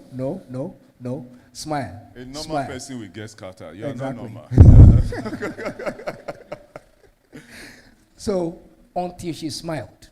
And because she was one basically, coordinating other people, the calmness soon spread to everybody. The calmness. Yes, it spread. So I think one of the major things is win the victories in your heart first. Win the battle in the mind first. So that when it now comes on the outside, like in the physical, You have been there already. it doesn't touch you. Super. Can I have a very big... I cannot really remember this, whether it was the day of the event you told me this or after the day of the event. You said what actually happened to the generator was that you found water Yeah. inside the oil compartment, oil, yeah. right? Yeah. Water. Yeah. That wasn't your fault at all. At all. Water inside the oil compartment. So when you are planning, since you are not the only one planning, since you are not the only one in that particular game, other people will also come in. So the errors you have to envisage it could come from them as well. Mm-hmm.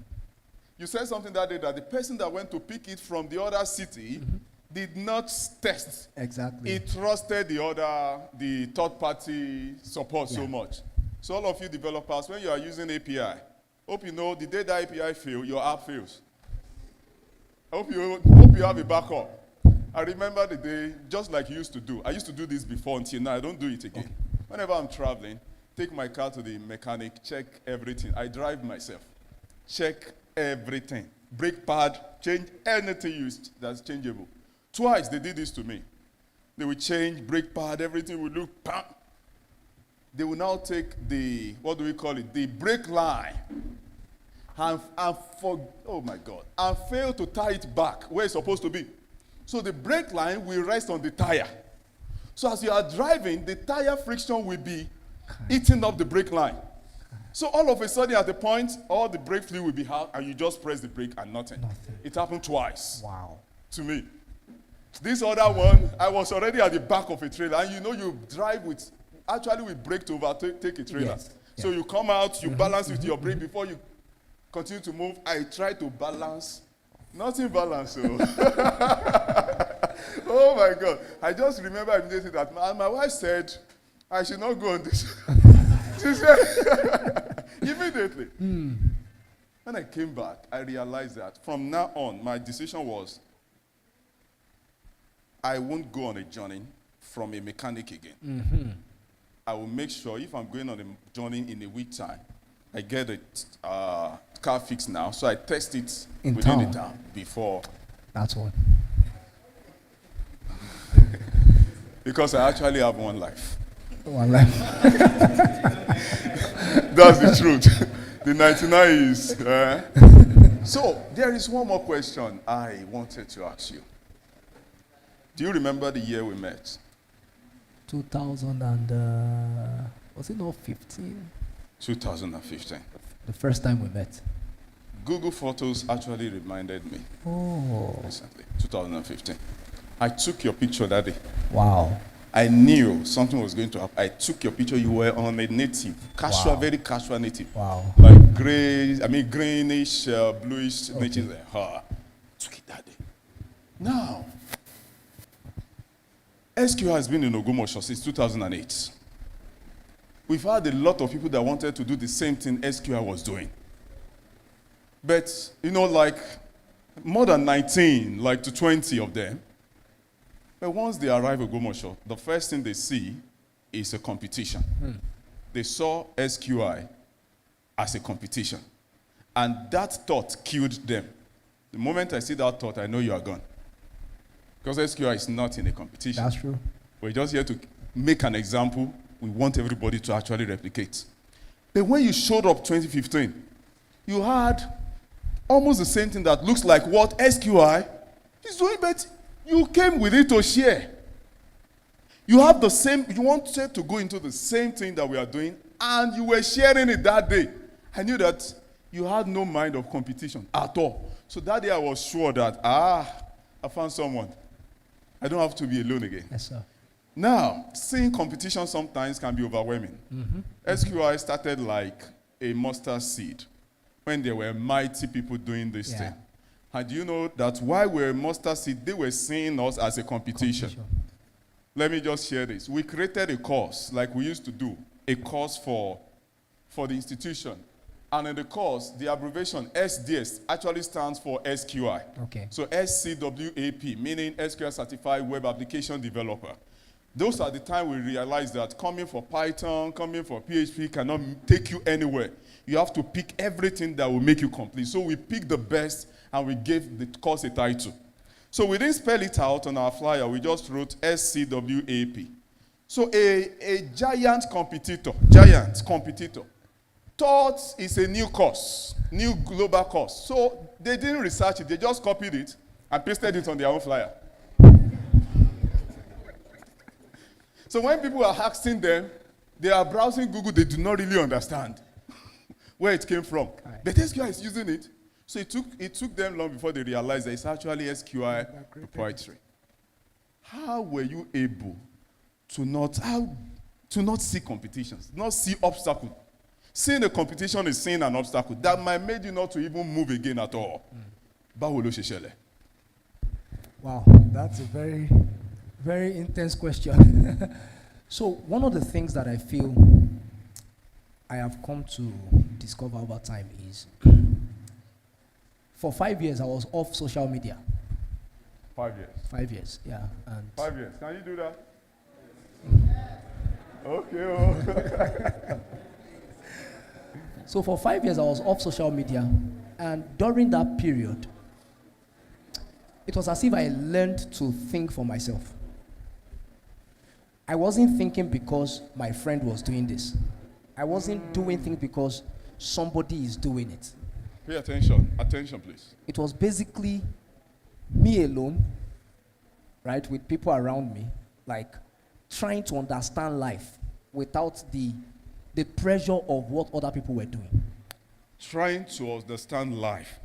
Please mark that word. Without what? The pressure of what other people were doing. The pressure of what other people are doing. Trying to understand life. I applied that too. Yes, sir. Sir? That's true. Self-discovery. It does. So what that did, the 5 years, in fact, what I did was, the way I went off, particularly Facebook, because, all these other instant messengers were not yet that popular, was that I typed a password that I was going to forget, but even if I remembered it, the password was a warning, like, better don't try this, something like that. That was the way it was. So I was creating an obstacle so that I wouldn't even go back to it. But the first year, I found out that, wow, this is beautiful. Like, just being able to, to think, read, write, think.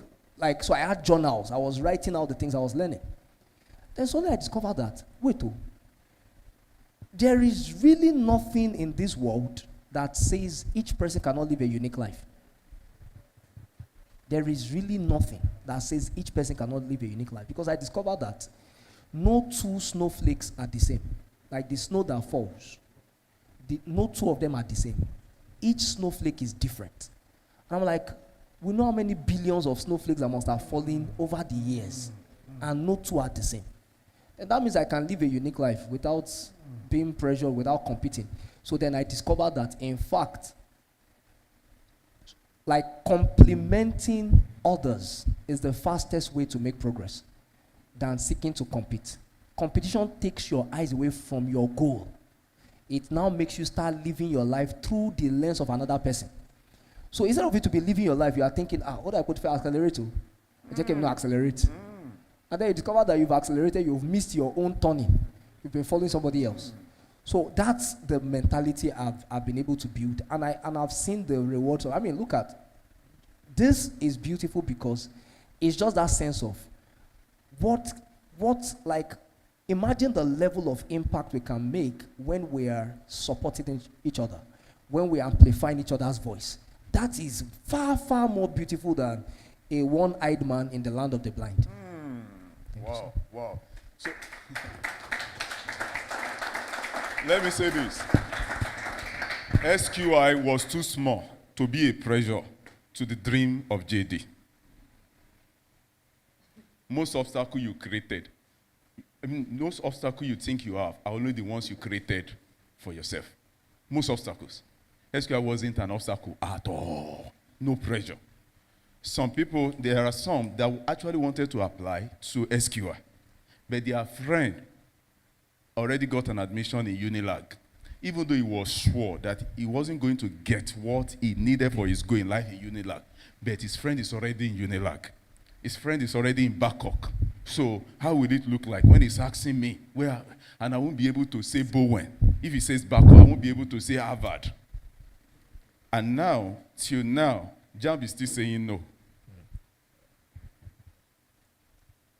Most obstacles we have are the ones we created in our minds. So maybe after today, you just want to list them out and cancel out the ones that are not real. And maybe from there, you'll be able to search forward. So thank you for answering my question. Thank you so much, sir. Thank you so Thank you, much. sir. Yeah. Yes, sir. Thank you very much, sir. So we have a couple of questions from people listening online and people seated with us right now. Your question. All right, I'll read this out then. You ask your questions. So from people online and from people right here, someone started by quoting Newton's law. He says, a body will remain at rest unless an external force acts on it. My question is, if a person has many goals, but is unable to push through, what advice do you have on this? So that's the first question. Okay, so the fact that the person said many goals makes it already a case of diffused energy. Many? Okay. Okay, many people have goals, but they don't know how to push it. Okay. Okay, well, like, this is a Kickstarter, right? Like, the event we just had is a Kickstarter. We've had the part 1 of this and the part 2. So, I think it was Francis that asked the question. Were you the one that asked? Yes. Cool. Ask for the recordings of these sessions and listen again and again. As a man thinks in his heart, so it is. You see, you don't... Okay, let me give an instance. There was a period when I wanted to start thinking in a certain way. What I did was that I would plug the earphone in my ears, listening to the body of work that was going to help me. Sometimes I play it overnight. So I did that for weeks. I did that for months. Until suddenly, people will now tell me that, anytime we ask you questions, anytime, you're always bringing your answers from this perspective. I said, I've gotten it. So it's like, the things you are allowed to, first of all, flood your mind will actually determine how much you can move whenever it comes to taking action. So listen to this again and again. I mean, you can give yourself like 1 full month of listening to this.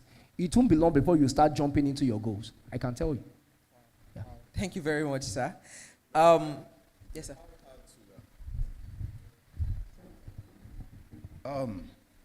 I was driving one day, and a car, I knew I was on high speed, and a car just zoomed past, as if I was nobody on the road with all my high speed. So immediately the car zoomed past. I said, and I look at the back, and I saw V8.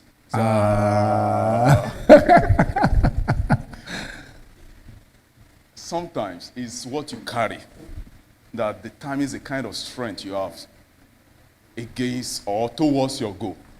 When it seems overwhelming sometimes, maybe it's because you are running on V1. Now, what he did is that when you read books, listen to some things that will power you. It's like reinforcing yourself, a strength in use. So some of us here are running on V8 because you have been reading books, you have been listening to talks like this, you have words in you that, gives you that energy that when you see a challenge, you know that we are going through it. But so many people, if you have so much of skits inside of you, they are like junks. Exactly. Yeah, skits, you know so many jokes, and you have so many slangs, you are the best, you are the most current when it comes to slang. You will realize that you won't have enough to deal with a goal or with a challenge, and it will now seem overwhelming. So the same friction that was slowing me down, that car was experiencing the same friction. The same, exactly. Forces. The engine was... But the engine, what you carry, the engine. So just feed the engine, upgrade it. Thank you. Thank you very much, sir. Okay. So another person asked, how do we monitor and measure success? Okay, so I didn't have the time. I wasn't going to focus on using the SMART framework, but you might need to use, so there are other frameworks that you can use for goal setting. So there is the SMART framework, then there's the OKR framework. OKR is most often used in corporate settings, but you can actually use it for yourself as well. So it's objectives and key results. So you identify an objective, and then you break it down to the key results you tend to see, right, within a time frame, so that you can begin to tick them off one after the other. So for instance, if we want to execute a project, what we have is the objective D. So you have different objectives, and then the key results that let you know that you have met those objectives. So you have different frameworks that can help you to be able to measure exactly how you're faring with your goals. Yeah. Thank you, sir.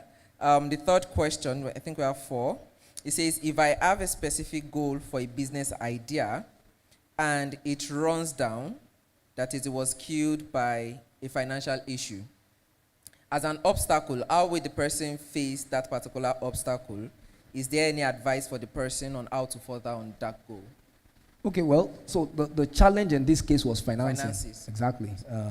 So there are different ways to, I think I came the last time to talk about, mentioned about finances. raising funds and stuff. So there are different ways to overcome that obstacle. So one of the things I have found is that I can never run out of ideas. So many people want to own 100% of the very first idea they have. They want to own 100% of it. Whereas, if you know that you don't have the funding to be able to even bring that first idea to manifestation, why don't you look for somebody who has the money and say, hey, I can put in the work. I will put in the work. You bring the money. Let's split this 60-40. And then we would run it until either you have gotten 3 times of your initial investment, and then I can buy you out, or something like that. Or we'll do it to a level of profitability, and then we can part ways. Or you can even say, we'll continue doing it, but I will step down from being the CEO, and then we'll get another person to stand in that place. The money you have made from that first venture can now become the capital to power your other ideas. But a lot of times, people want to be the ones that have the first, do you understand what I'm saying? You know, like, they have the 100% of whatever it is their first idea. Number 2 is, I feel that sometimes it's better to take loans, because loans make you more accountable than somebody giving you free money. If you take a loan to run something, now, I'm not saying go to the commercial banks. I mean, those are sharks, right? But, but maybe you get a family or friend that can give you a loan, right? And then you are very intentional about how you administrate that money. People will find it easier to lend you money than for them to give you. So when you say, I'm not asking for you to give me the money, I know what I want to achieve, loan me this money, you will find that more people will be willing to loan you the money, and then you can pursue your goal, right? But if you ask for money, a lot of times people will want to dictate how you execute. If it's not a loan, if you ask somebody that, hey, give me 1 million naira, the person will ask you that, okay, when am I going to get it back? I mean, how are you planning to run this business? What will be my equity in it? Like, what will be my share? How will you be paying out dividends and all of that? But when you say, hey, it's a loan I want, the person still gives you autonomy.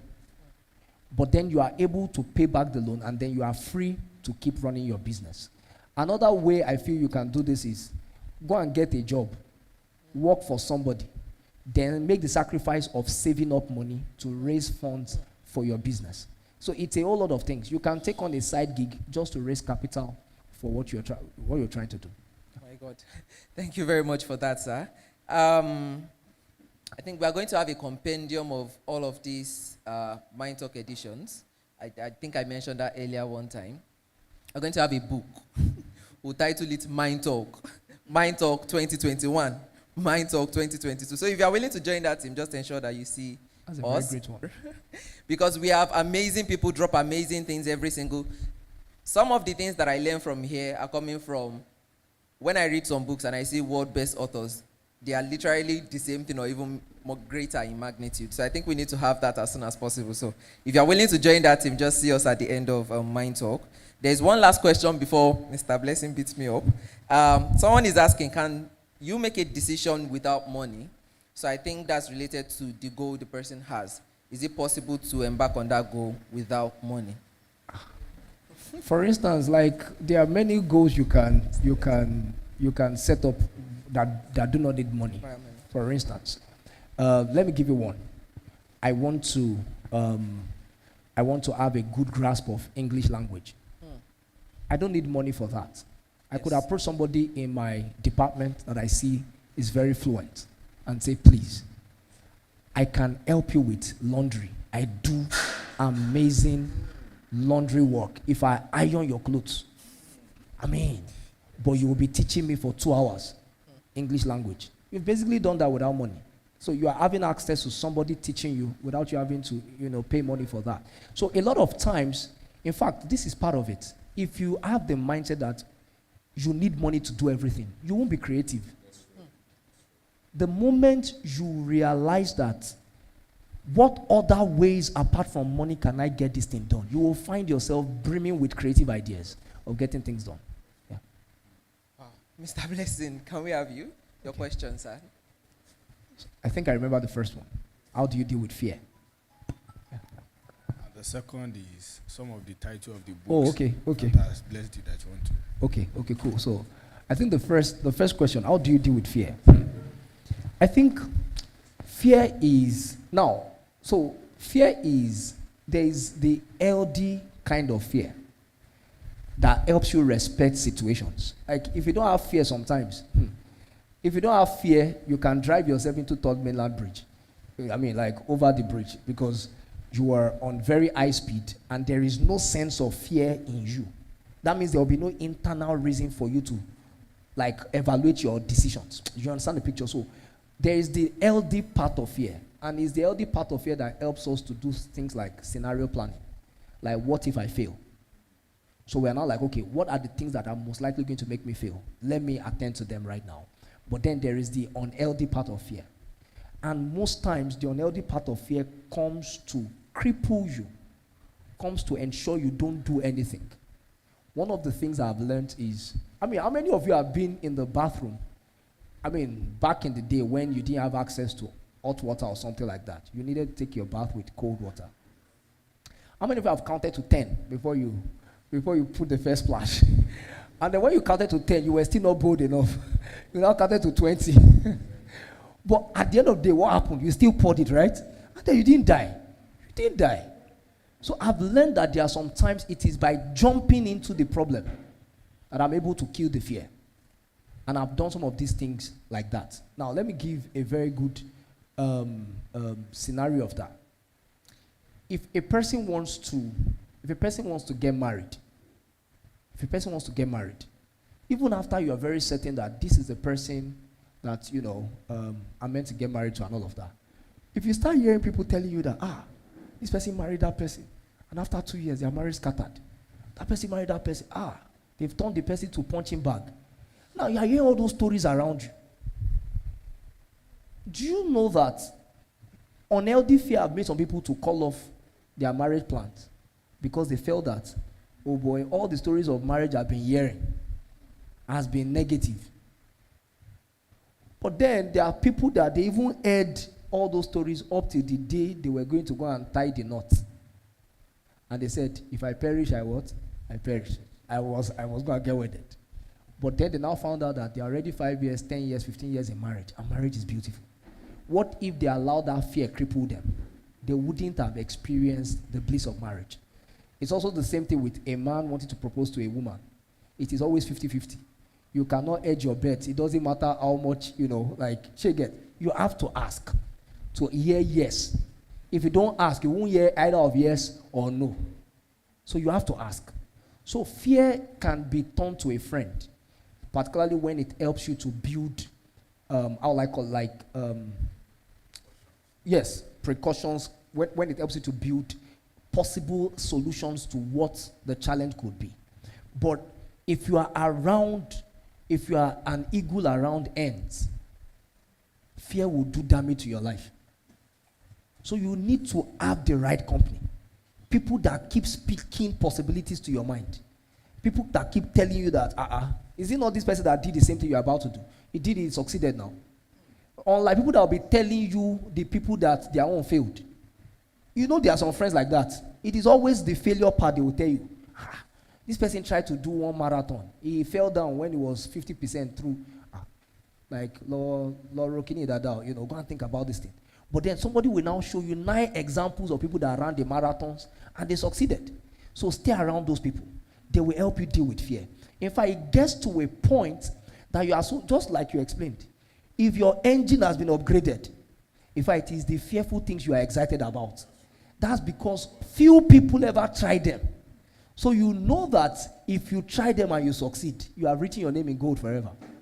Few people ever try them. So you go for those things. And it's, I feel another thing that happens is this. In Nigeria or in Africa, basically, we are still fighting for necessity, survival. Abroad, you see people doing skydiving, all kinds of dangerous things. Bungee jumping. Hey, what did you like? All kinds of funny things. Like these people, what they've basically done is the sense of there are a lot of landing, like safe landing grounds for them, has helped them to be able to see that the possibility of failure and the outcome is something that has been mitigated enough. There's insurance, right? There is this, there is that. So one of the things that also helps us to be able to build resistance to fear is building structures that help us have safe landing grounds. Let me give an instance. If you want to run a business, if you run it as a sole entrepreneurship, the liability of the business is also your liability.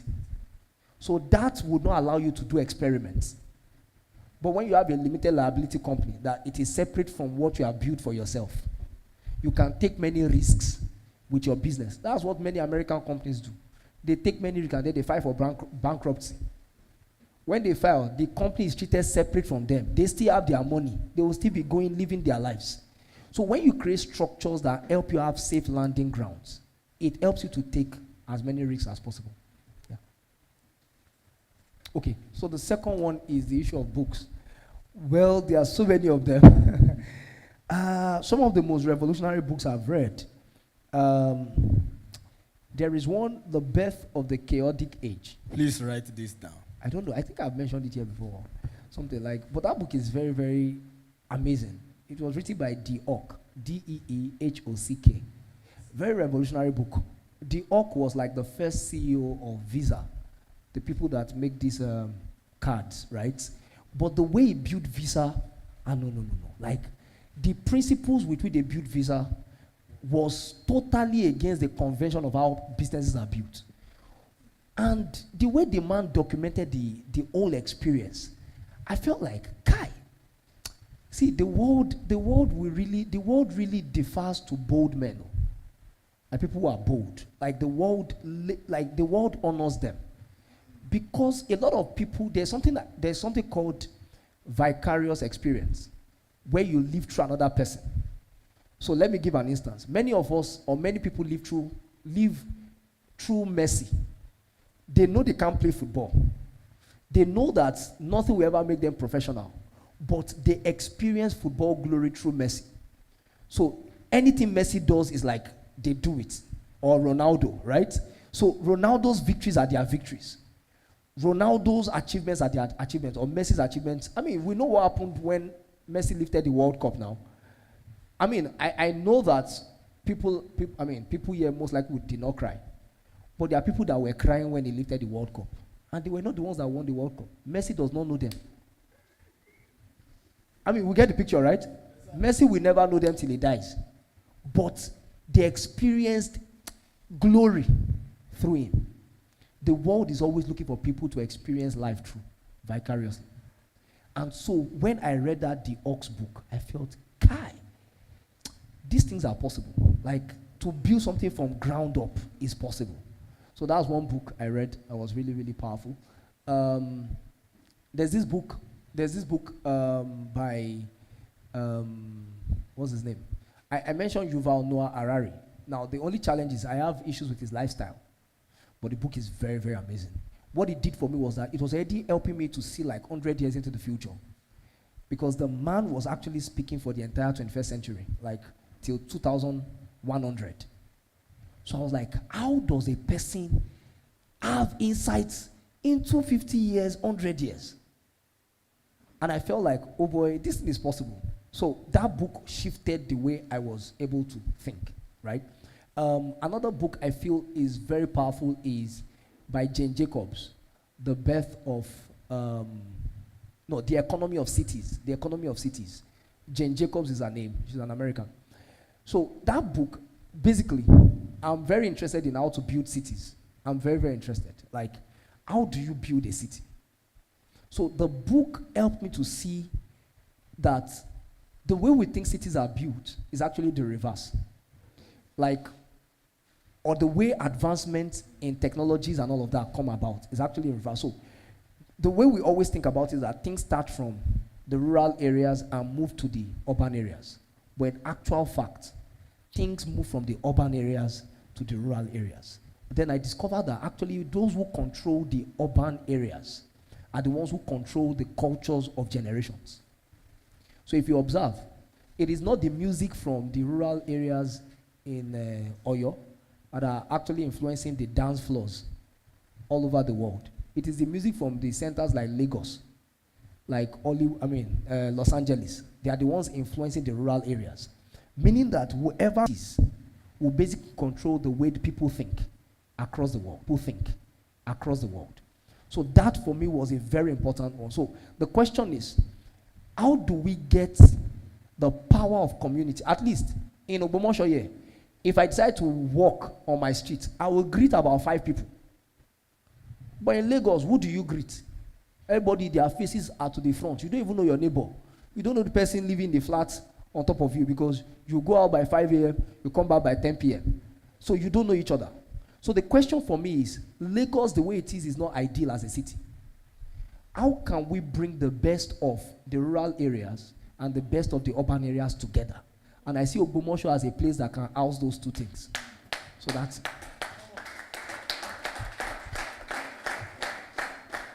So that book was actually very important in helping me understand, that insight. So I don't know, which other one should I like? Okay, Shoe Dog by Phil Knight. The story of the person that founded Nike. That's a very amazing book as well. Like, because it showed the tenacity of a man in building something that has now become global. And many times, autobiographies, just as I said, can give you 99 lives extra. So you've seen people that have gone ahead, how they failed, how they've succeeded, and then you can contextualize it to your own experience and then move forward, with that. So, I think those are off the top of my head. Yeah, there are quite a number of them, but let me stop with that. Sir, you have written some too. Oh, well, I think I've written, so there is one I wrote, Creative Empathy. It's on my LinkedIn, it's free. I think you can find it on either Innovate Labs website or something. Then there's another one, the art of storytelling in building your business. So you can also get it, it's free. Yeah. All right, if you feel like clapping, can you do it now? Thank you. Thank you. Our time is fast spent, but I need to, hand it this way. Look at where I am pointing my hand. Look at them very well. Maybe you can see. The 3 of them are bivocational pastors. Do you get what I'm saying? All of them are men of God, apart from all of this that we are doing, and they are teaching us, blah, blah, blah. So I want you to take a moment to look at work-life balance, work-life, spiritual journey balance. One of the reasons why I will never, ever miss Man Talk, for one thing, is that, gathered here a generation of people that are about, changing the narrative and shifting the paradigm so that you will not, out of probably fear or some, what do they call it? Aimokon in English. Ignorance. Think it is Ogunwaye that has kept you or our community where we are. Did you hear the things we are talking about? Can you perceive the liberation power that they hold? The transformative and redemptive and deliverance power that hearing all of these things have. So please do not go back with the you get. I don't know how to better put that, but while I did not say there's no Ogunwaye, but just imagine the kind of things we are hearing and the way it is changing life. All of these men are born inside this Ogunwaye too now.